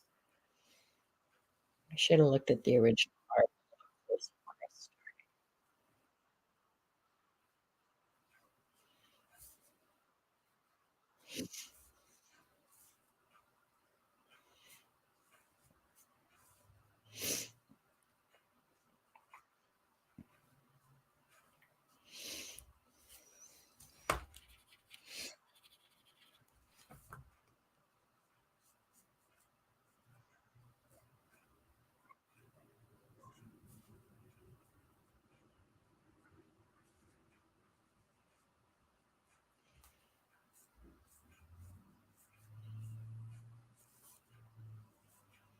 I know I get so quiet. I'm sorry.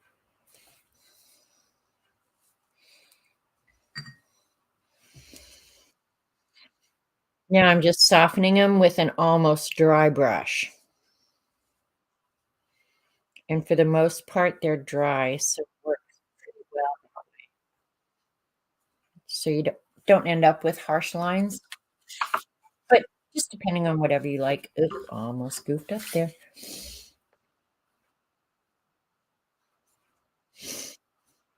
So CB, I was gonna ask you, because I was at Patty's this weekend, are y'all doing a retreat this year? It sounded to me like she maybe was putting one together. I'm not gonna go, but I was just wondering.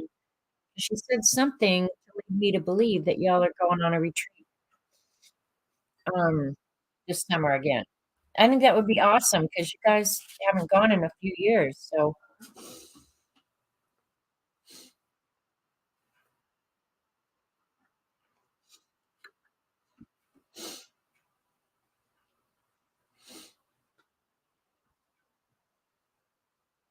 aw, you guys are talking about garlic bread. Stop that. Stop it. I love garlic bread. I love spaghetti.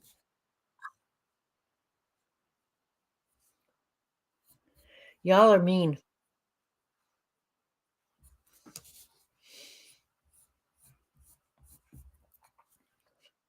Let me look at this one. I didn't do the stem on this one.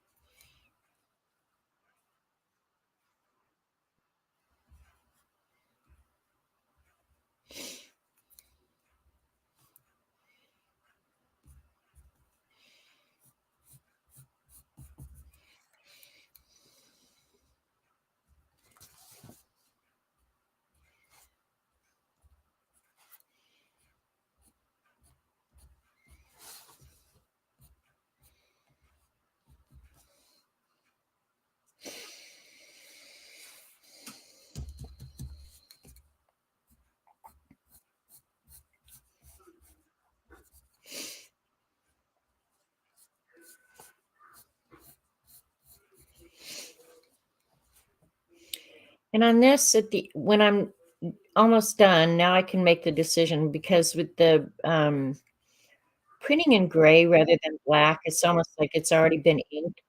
But now I can decide, do I want to go ahead and use ink? I think I'm not going to redo all the art with ink, but I think there are some that I will. Okay, you did start up again last summer. Okay. Did I grow up where I live now? No, I did not. I grew up on the outskirts of Denver in a town called Lakewood. It was between the city of Denver proper and Golden, where the Coors Brewery is. I was born there and lived there. I moved out of my mother's house when I was 18, and started college, and, lived in Colorado until I was 40, and then I thought I'd told you guys the story about, um, how we ended up in Oklahoma because it was really a fluke, and I believe it was fate, honestly, um, because believe it or not, my grandmother lived about 25 miles from where I live now, but I had never in my wildest imagination imagined that I would ever live in Oklahoma. So I'll tell you guys the stories real quick. I was married to a man named Jim, and Jim had 6 children, which are my children now. So when I talk to him about my kids, I was a stepmother to 6 good kids. Um, I worked for a company whose headquarters was in Tulsa, Oklahoma, and every October, we had a meeting where all the branch managers met in Tulsa. I'm not sure what the purpose of the meeting was, frankly. Probably just to get us all together, tell us crap we could do better or whatever. Um, but anyway, the meeting was always in October, and, one year, Jim was in management for Arc Arco Amoco, and I don't know why he took off work and came with me down to the annual meeting in Tulsa, and while I was in meetings one day, it was a Thursday, we had rented a car, and, He was just out driving the countryside. I don't know if he'd ever even been in Oklahoma, frankly. Well, I know he'd been 'cause he was in energy, so he was in Tulsa and Oklahoma City, but other than that, I'm pretty sure he had never driven the countryside in Oklahoma for sure. Um, it's not a raging tourist spot. Anyway, he came back Thursday night, after he'd been out driving around the country in Oklahoma and said, "I found the coolest place today," and he stopped and looked at the house. And why Laverne, she owned the house, why Laverne ever let him in, I'll never know. I mean, she had a for sale sign out in front of the house. You've got a strange man walking up and saying, "I just noticed your sign. Do you mind if I look?" And she was a widow. She'd been This was October. She had been widowed in April. And she said, "Sure, come on in." So he looked around and he was just talking to her. And of course, she told him all about what had happened to her husband and everything. And Jim was not a scary man, mind you, but living alone, I don't think I would have let him in. But beside the point. So he came in and looked around, and I don't know why, he just loved it. So he came back and he told me, "Found the coolest place. If you want, let's stay over the weekend and go take a look at it." And I'm like, We're not gonna live in Oklahoma." I had a job in Denver. He had a job in Denver. Um, he had been talking for a while, though, about, um, taking golden parachute. Amoco was yeah. Anyway, he said, "If they offer me a golden parachute again, I'm gonna take it. The deals they're offering are too good. I'm gonna take it." So I was like, "Okay, fine." So we came down and we looked, and of course, it was very close to where my grandmother lived, and I loved Bonita, Oklahoma, loved it. It was to me, it was Disneyland. That was my favorite place on the planet. So anyway, we came and looked at the house, and it needed a fair amount of work, but he had told me, "I think she wants to move. She does not wanna spend a winter in on at the lake," and now that I live here, I totally get that, why you would not wanna spend a winter at the lake. Um, it's desolate, there's nobody here, um, perfect for me. Anyway, we talked with Laverne, went through the house. I love the house, I love the location, and before we walked out that day, he had made her an offer. "Would you sell it if we wrote you a check today?" And she said, "Yes." We were walking up the driveway that day, it was a Saturday, and I was like, "Holy crap, we just bought a house in Oklahoma. The kids, our house, our jobs, everything is in Colorado. What the hell are we doing?" And he said, "Well, if they offered the golden parachute and I take it, I'll probably come down here, fix up the house, sell it, and we'll make some money." Because Jamie and Koki at that time were in college, um, there at CU, and we had a house in Boulder. She accepted it. Jim wrote her a check, and we bought a house in Oklahoma. Well, lo and behold, in about April of the following year, Amico did offer Jim another golden parachute, and I think he knew that when we were talking about it. Anyway, he it worked out where he took the cash and ran, and, so it worked out, and then the house sat vacant from that October until the following October, and I gave notice at my job, which they hired me back on a contract basis, and then I traveled for a year for them. Anyway, I quit my job, he quit he retired from his job. We moved down here. I started traveling and working. He started working on the house. Ultimately, and he was being treated for something that was going on with him when we lived in Colorado. They kept telling him he had trigeminal neuralgia, and we were part of an HMO, and they wouldn't send him to a specialist. But anyway, over the course of the next year, he got worse. And I had promised when I had quit my job that I would go back and manage the branch again.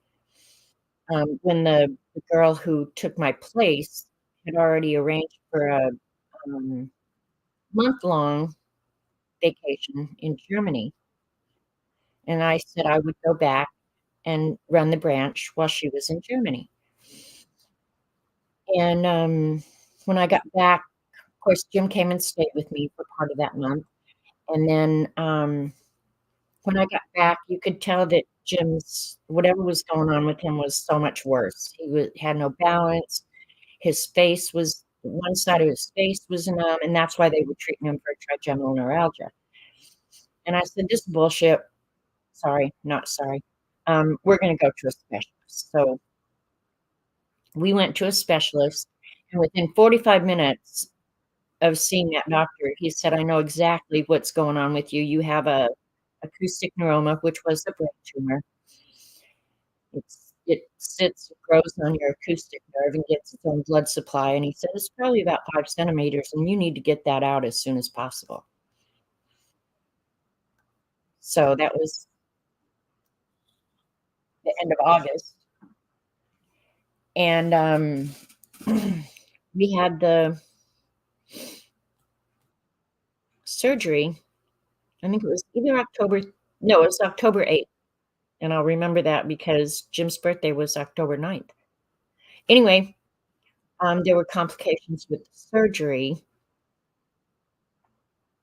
and as a result, he had no balance, couldn't walk, he was blind in one eye, couldn't hear in one ear.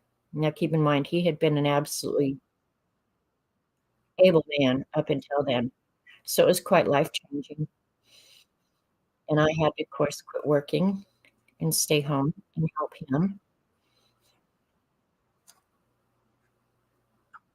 Fast forward, the tumor grew back. We spent 3 years trying to rehabilitate and get him, some semblance of his independence back, and, lo and behold, the tumor grew back, and so we went in for a second surgery to remove it a second time, and, he never regained consciousness from the second surgery, and I was his medical power of attorney, and he had made it very clear that he did not wanna live in any kind of vegetative state, so after the doctors would allow me to, I removed treatment, and he passed away in 2000. Well, when we found out the tumor was growing back, um, we drove down to the Scott White Institute in, Texas to get a second opinion because, of course, we were a little gun shy about, um, cutting into his head, and, they said, "The tumor is back, you're better off dancing with the guy who brought you, go back to Tulsa and get the surgery done." 'Cause they know the way they went in and, blah, blah, blah, anyway, so we went ahead and had the second surgery. Well, when we were driving down to Scott White, now he had been disabled, so I was driving, could no longer drive. Um, Out of the blue, he says, "If this doesn't go as planned, I want you to remarry." And I was having none of that. I was like, "Are you crazy? We're not having this discussion." And he said, "No, you need to hear this. I want you to remarry. I want you to go on. I want you to have a great life." And I don't know if he had a premonition or if it was just something he'd been feeling. I really don't know, but I was resistant. And I said, "Jim, you know me. Where would I even meet anybody? I don't, like, I am not a social person. I didn't go out any more then than I do now. I said, "Somebody would have to literally come and knock on my door, so we're not having this discussion, it's stupid, blah, whatever." Well, while Jim was in the hospital right after we moved here, my brother also bought a business, a heating, um,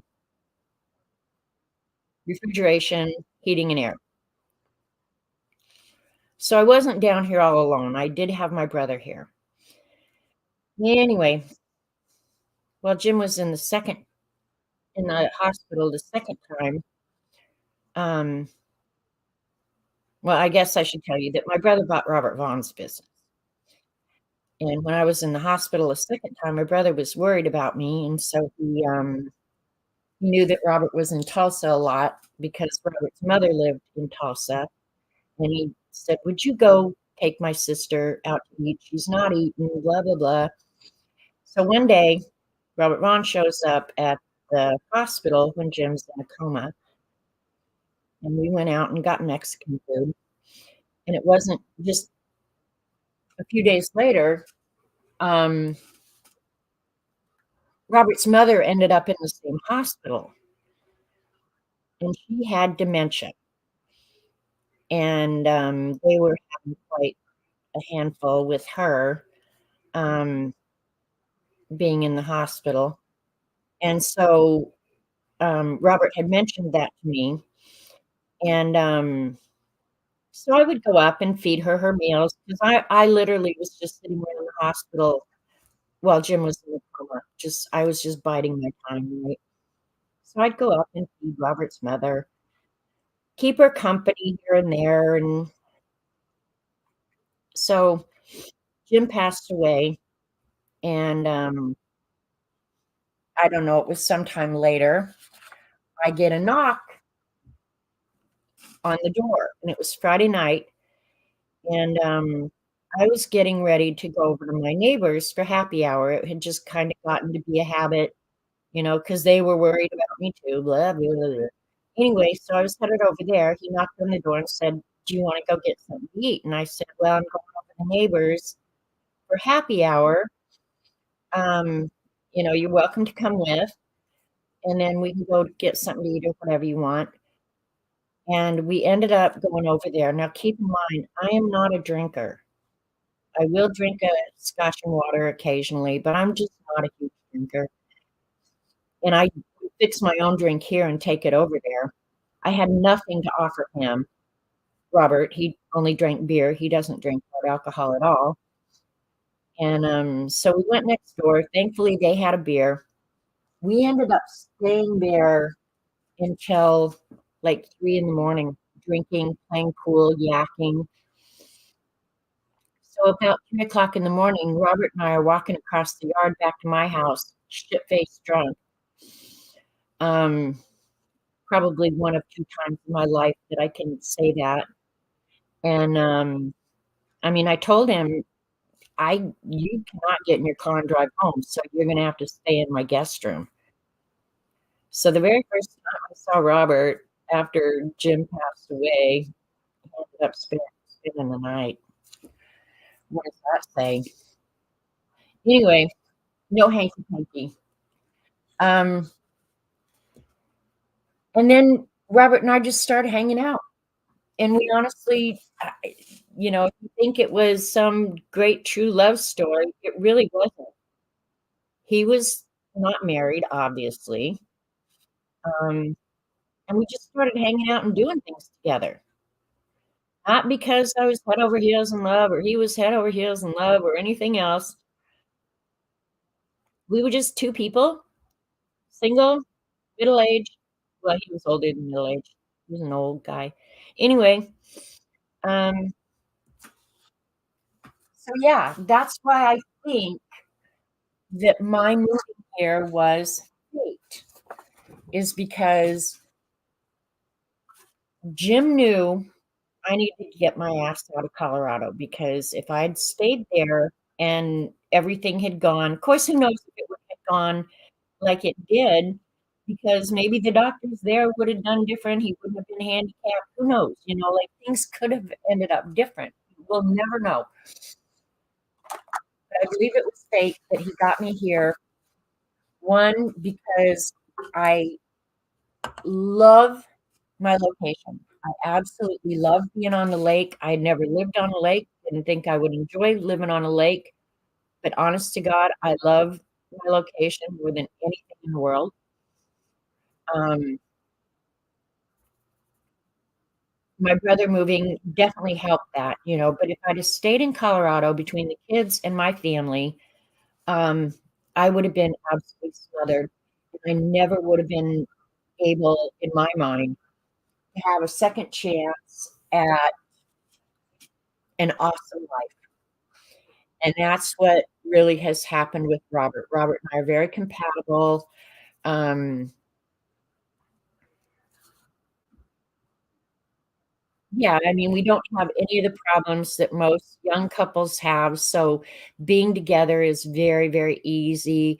Robert is probably the kindest person I've ever met. I mean, he is kind to freaking everybody, even people who don't deserve it, in my opinion. But, he's a very agreeable person, and if we need a disagreeable person in this partnership, I can be that. So, it's just worked out really well.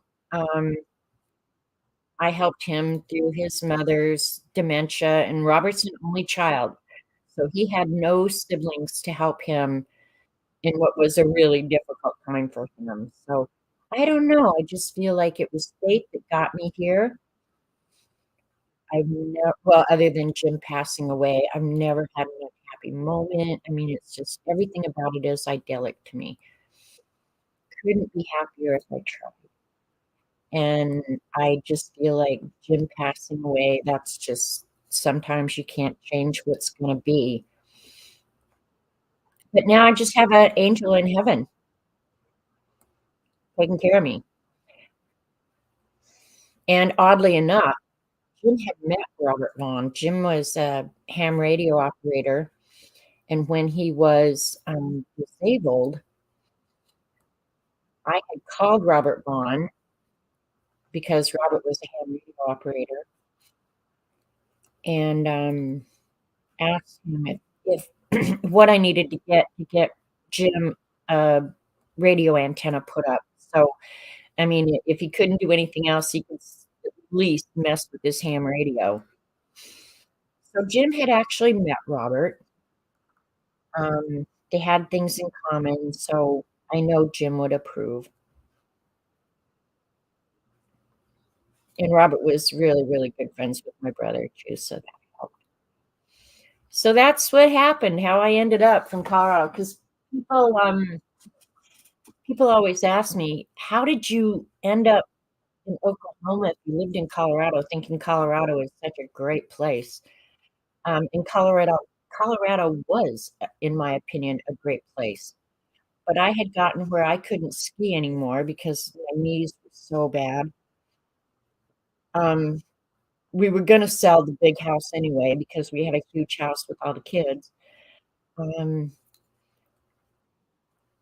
and there were so many California people, and if you're from California, I'm sorry, but I don't know, the hippie kinda culture in Colorado was being taken over by the batshit crazy people from California.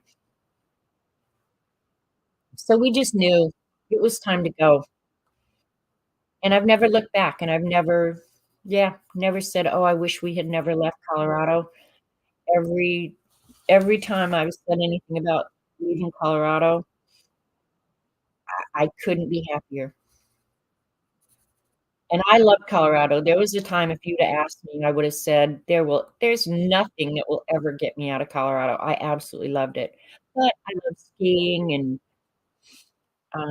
my mom and dad, of course, by then were traveling, and they weren't there in the state much anymore. So, yeah. But all my siblings and nieces and nephews and everybody was still there. But yeah, I'm happy to be in Oklahoma. And I actually live in the beautiful part of Oklahoma. the northeast corner of Oklahoma is not like the Dust Bowl, Oklahoma.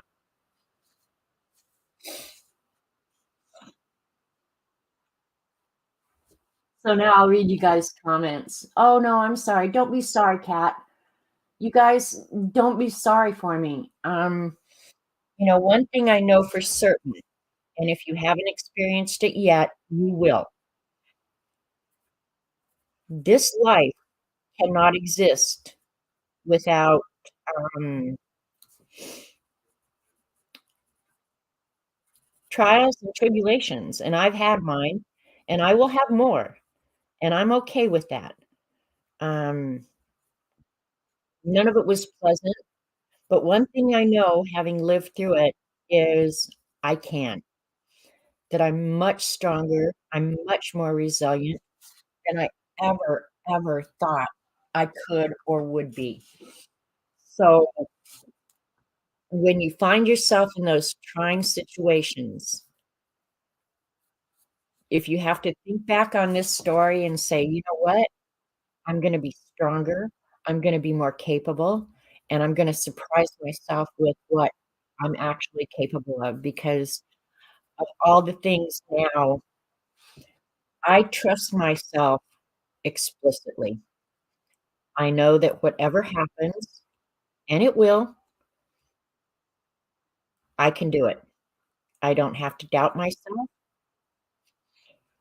and for whatever reason, that's a great place to be,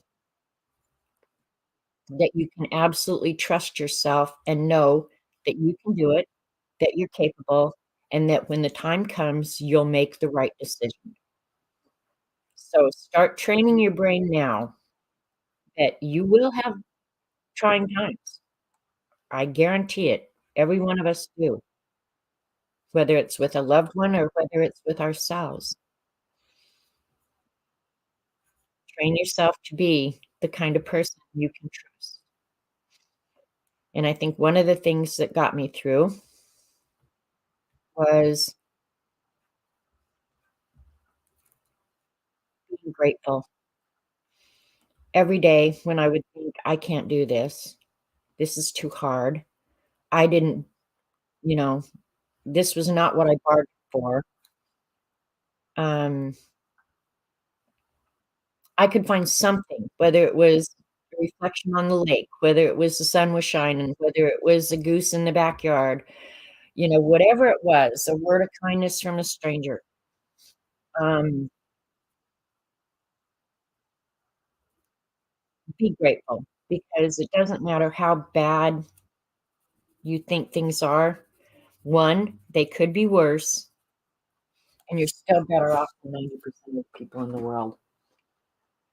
So, um, that is so true, Anne. We are always stronger than what we think we can do or give ourselves credit for.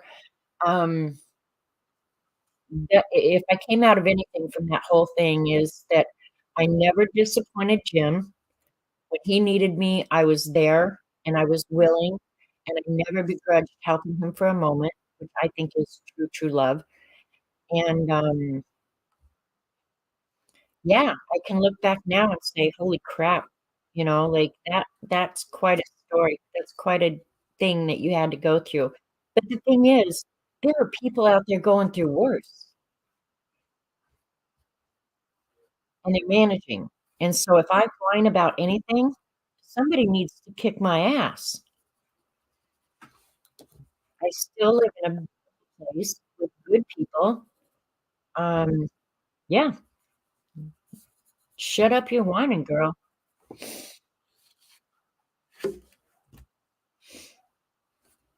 And I don't tell you that story for sympathy or anything else, just I don't know what question got me going about it, and I don't mind telling it, because it's life, and the kids did just everything proved to me that whatever things we had done in our life, we did well. And do most people or a lot of people ever get the opportunity to look at their life that way and say, "You know what? We didn't screw up as bad as we thought we did."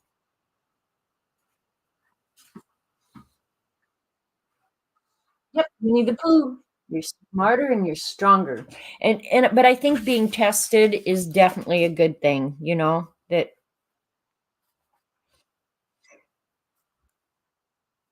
I just don't ever have to doubt myself, I can do it. I know I can do it.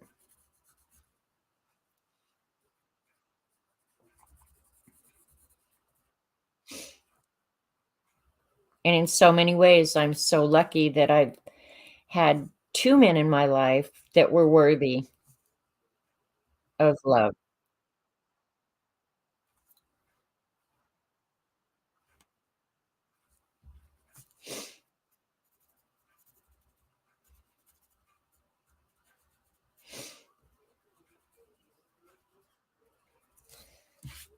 Because there's a lot of scumbags that um, aren't worth spitting on.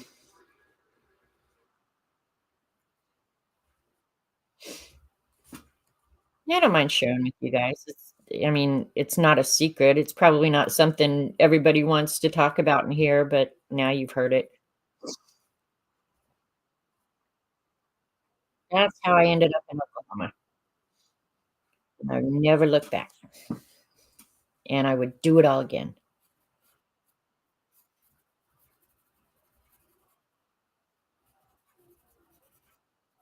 And going home to Colorado now, and I haven't been in years. Um, Oddly enough, Colorado doesn't even feel like home anymore, other than, when I see my family there. But so much has changed. The mountains are still there, yes. Um, but even the places that I would go, um, everything's just changed so much. It's just like, yeah, doesn't even feel like home anymore. I'm home sitting right here.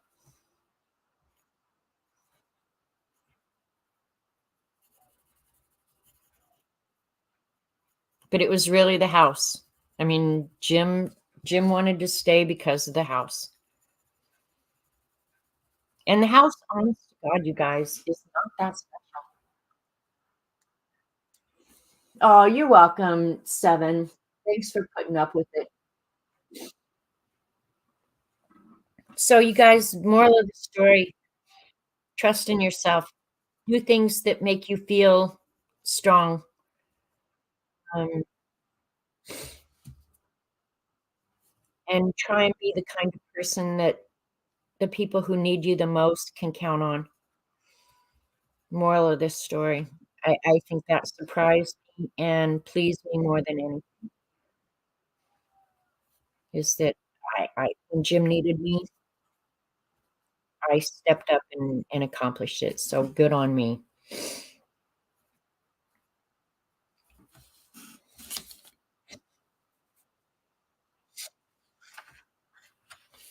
Alright, I'm gonna shade this one before I do the white.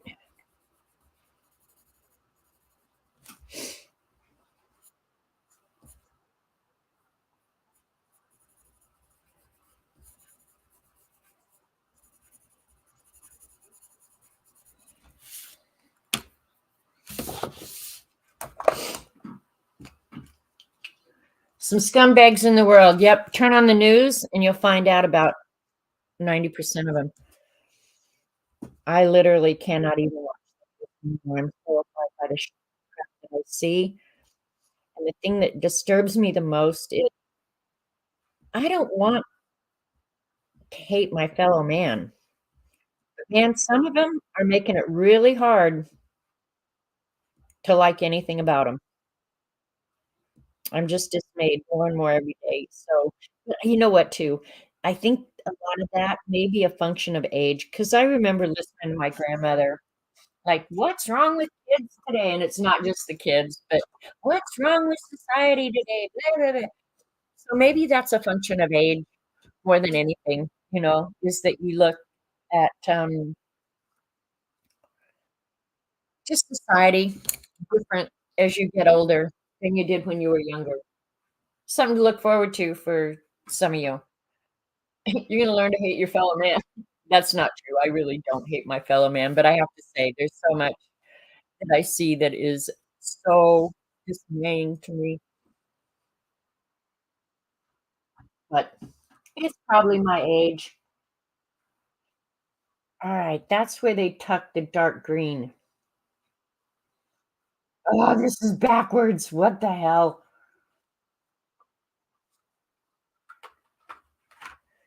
That's the one. I am making a new cheat sheet. That's it. Alright, we're gonna do is that no, that's not the dark green. Where's the real dark green? There it is, underneath the red.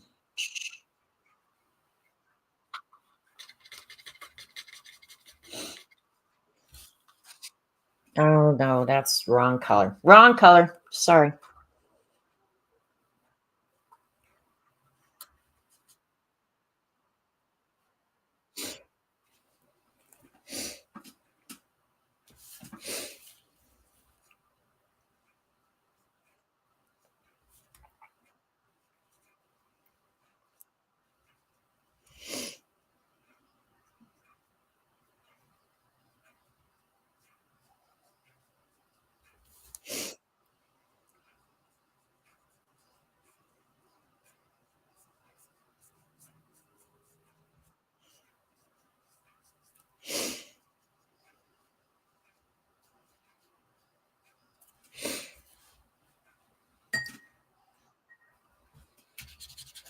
I think this is that original green that I used on that. We're gonna find out. I don't believe I'm more patient now that I'm ugly. Yeah, Barbara, there is so much truth in that. I think I can't tell you how many times I think in my head when somebody's making an issue or something that in my head I'm just saying, "I really don't care. I just don't care."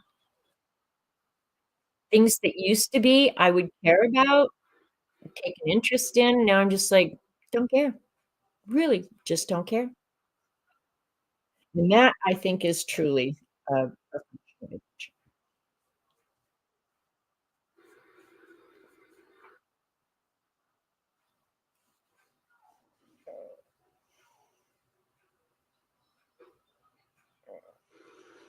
But I have to say, I think, of course, and this is probably what all the old people say, um, and I really don't think of myself as old.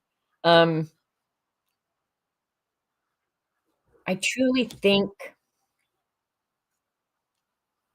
we had it better than kids today. I truly do. More freedom, more just opportunity. I don't know. I just think we just had it so much better than young people today.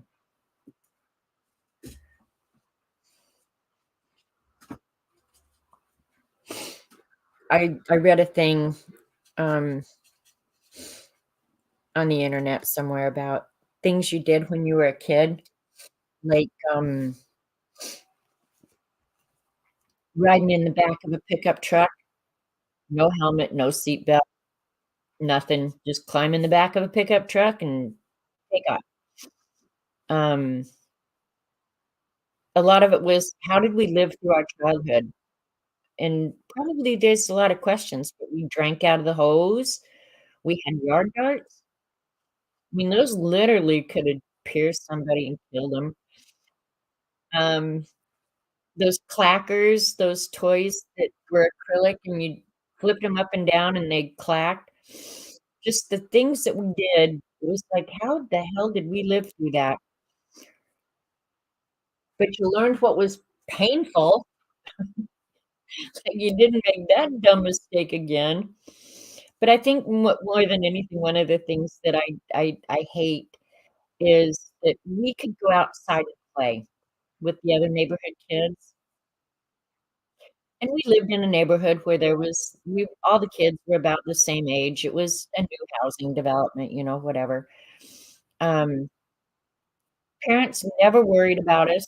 We knew when either street lights came on or mom and dad called, you just got your butt home, and they never worried about whether or not someone would take us, who would want us.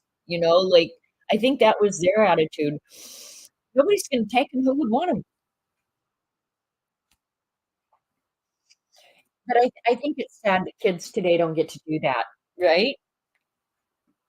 Because there was a lot of freedom, and you learned things. You learned how to negotiate with other kids, um, how to settle a dispute. There was just so many things that you learned out playing in the yard that I wonder how the hell do kids do that today, you know?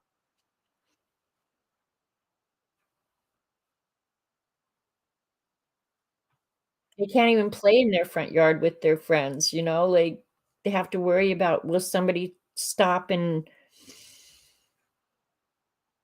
abduct them or whatever. We never even thought about that. We knew what the boogeyman was, um, and everybody knew in their own community who was the boogeyman, like the people you stayed the hell away from. So I don't know, it's just I'm gonna do that with colored pencil. Um, but yeah, we knew who to stay away from.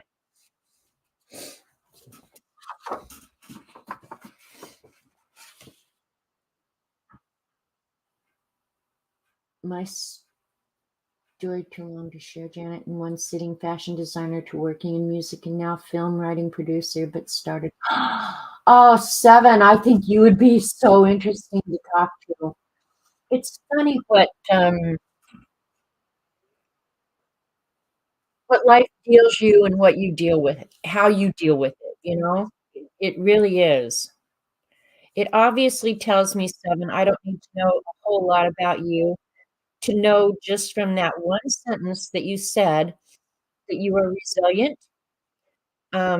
You are also probably in a position where you know you can trust yourself because you've done it. You've proven it to yourself, and so you can take comfort and pride in that. That's awesome. But I think probably every one of us could tell some version of a similar story because at the same time that I've just told you the crap that I went through, um, in many ways, I lived such a charmed life. My parents were awesome. I wouldn't have said that at one time in my life, but looking back now, I had amazing parents who did so much for us. Um, I can't think of as a young person, I would have said, "Oh, they don't give me everything I want." Well, good for them because I learned to work for it. Um, so yeah, I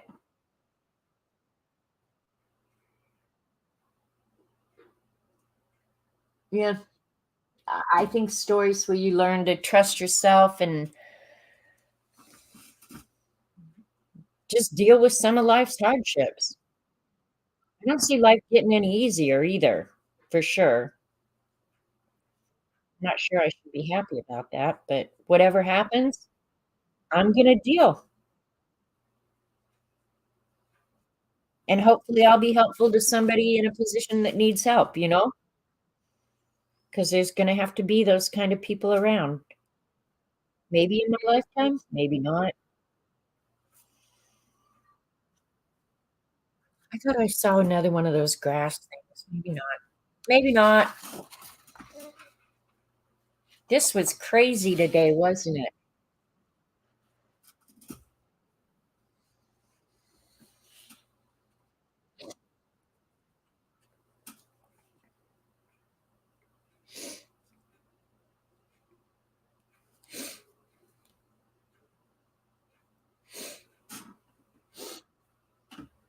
All right, I'm going to read. Parents today feel they have orchestrated. Yeah, that's true, Anne. My parents didn't orchestrate anything.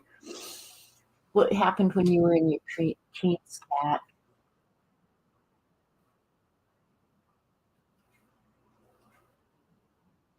Ran with sticks, drank with a spoon in the glass, played at dangerous playgrounds. Me too, Barbara. How did we live? Disorders, separate, more intact families back then. Yeah, I agree with that. Hi, Dolly, by the way, and I couldn't agree more.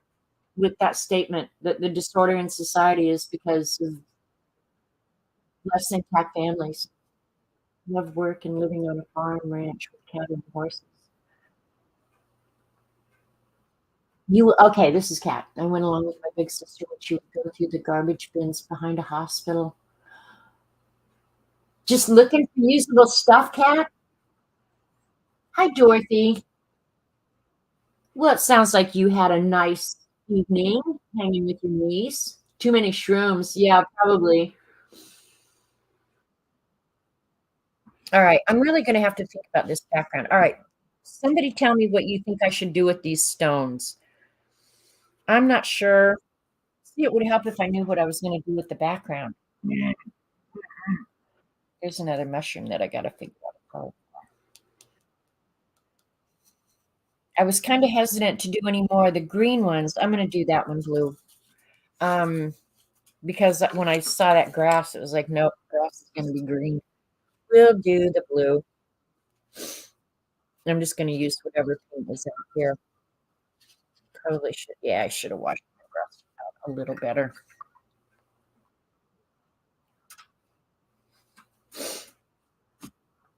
Get some more of that light blue. Pretty sure it was that one.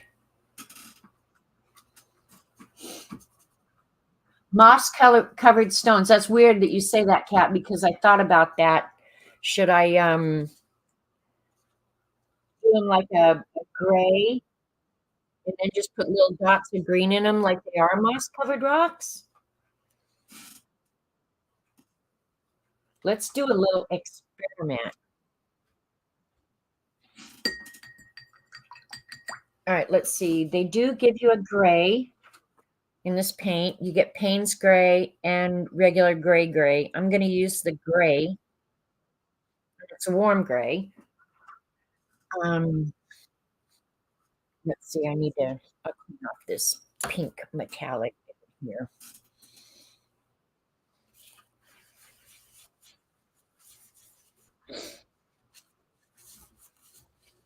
All right.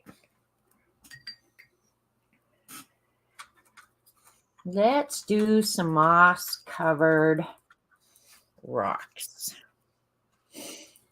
just to see what they're like.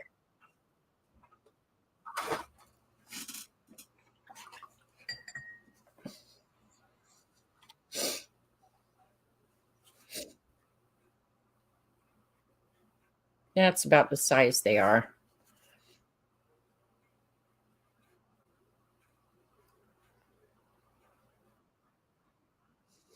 While they're still wet,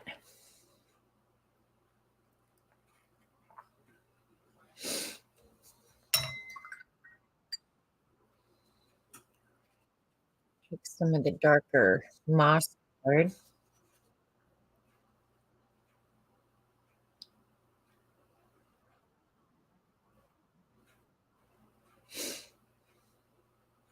That's kind of interesting.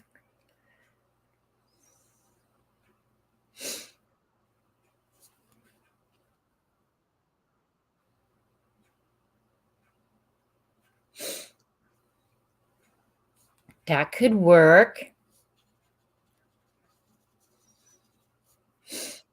And add a little bit of brown here and there. Stir to the rocks.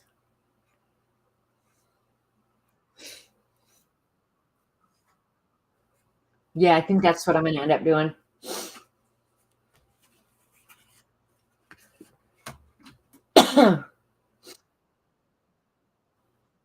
Oh, that's kind of sad, Barbara. Every minute of your life, because you know one of the most happiest memories I have of childhood.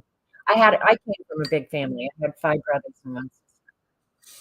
But one of my very favorite memories throughout my entire childhood into my adulthood um, was getting all my chores done because my mother was very militant about chores and that chores got done.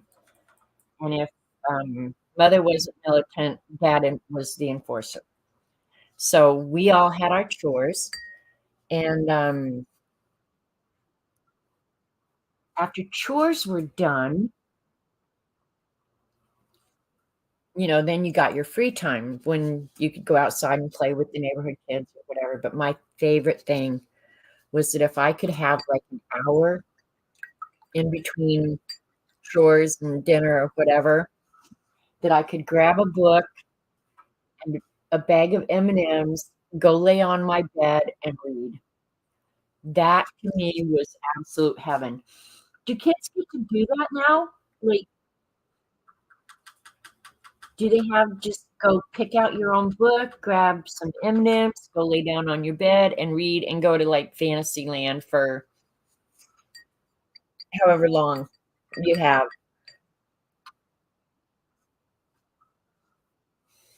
All right, let's start down here because if I end up cutting this picture off, it's going to be down here. So let's do us some rocks.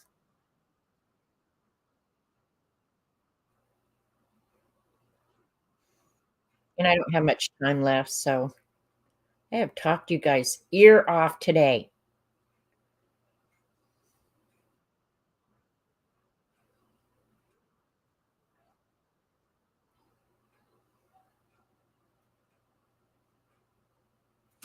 And I'm doing this really, really wet, so I can do all the gray.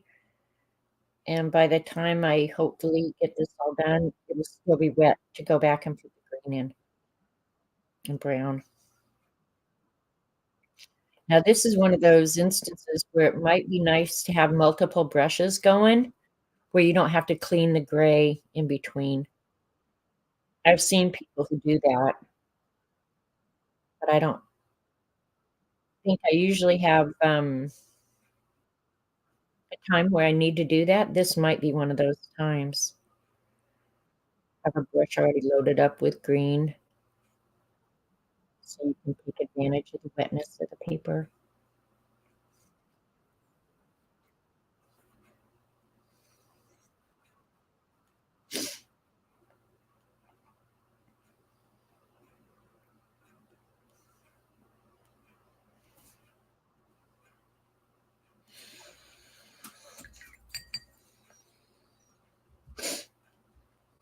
I'll go into the ones that are drying the fastest, which is down here.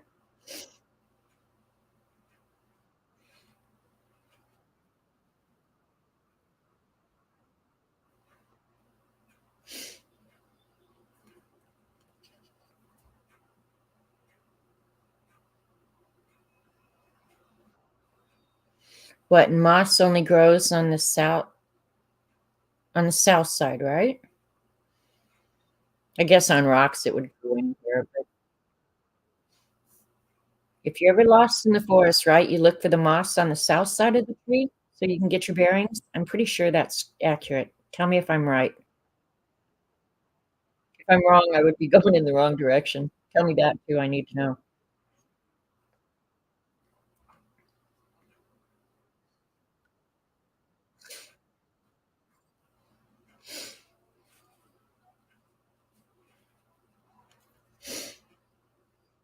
Oops. Might be better if I, well, no, I like the wet on wet look.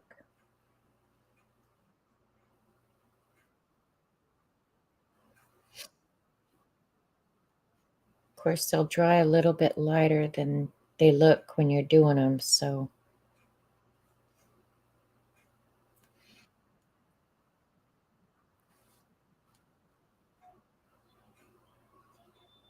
All right, we'll see how cool those looks.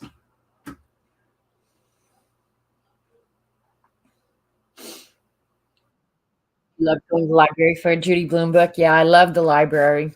And see, I used to be able to walk to the library, but kids today, they couldn't walk that far because I walked from 17th Street all the way up to 26th through a neighborhood around a school. Like, it's on the north side. I'm going the wrong way. All right, thanks, CB. I hope I never have to remember this conversation. The north side is where the moss grows.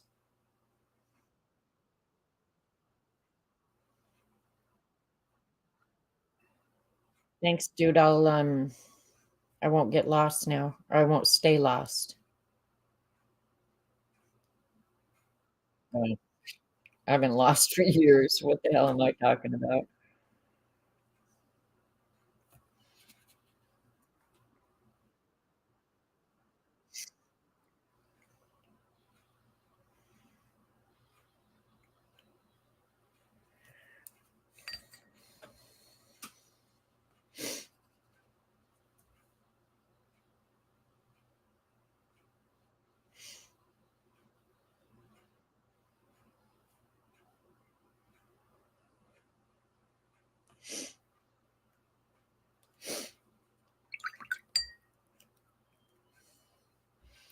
All right, I'm going to spend some time thinking about what I'm going to do with the background.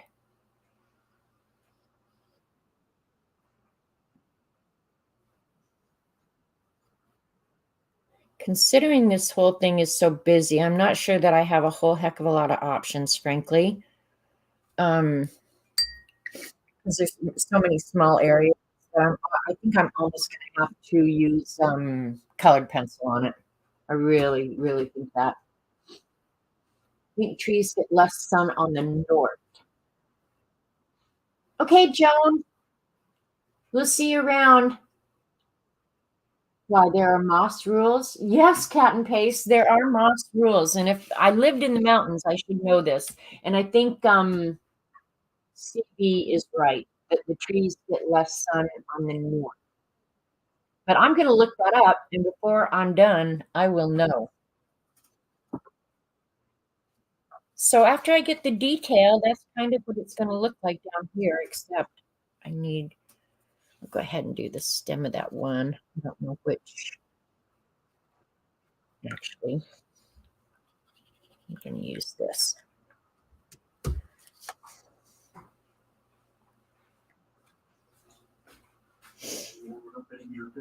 I don't know. Poor Robert. Is it warming up any out there? I'm dying in here. I can't stand being in the house. 60 degrees. Robert Vaughn's dying.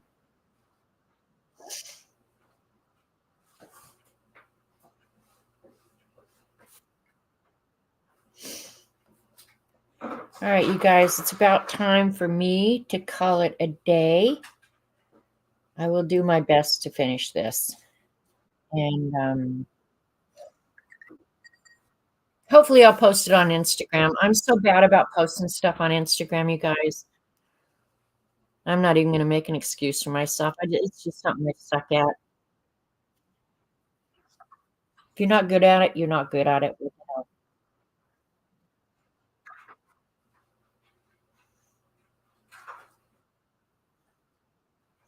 And if you're ever out in the wild and you see mushrooms that color, don't eat them unless you want to hallucinate.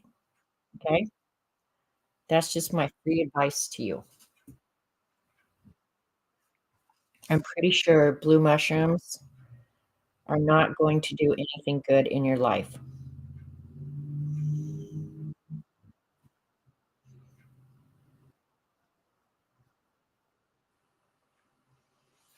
I actually like the striped ones the best.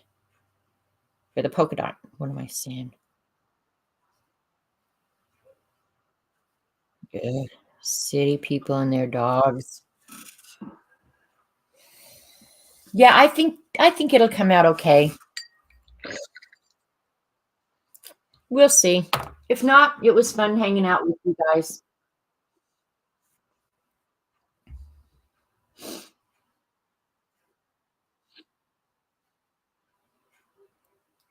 Leave the background white. Well, that would be the easiest thing, Dorothy. Thank you, Kat. Means a lot coming from you. All right, Terry, Seven, Dorothy, Stevie, everybody who's hung out with me today, I appreciate it. Go out and try and be kind. It's hard, but do your best. And love you guys. See you later. Bye.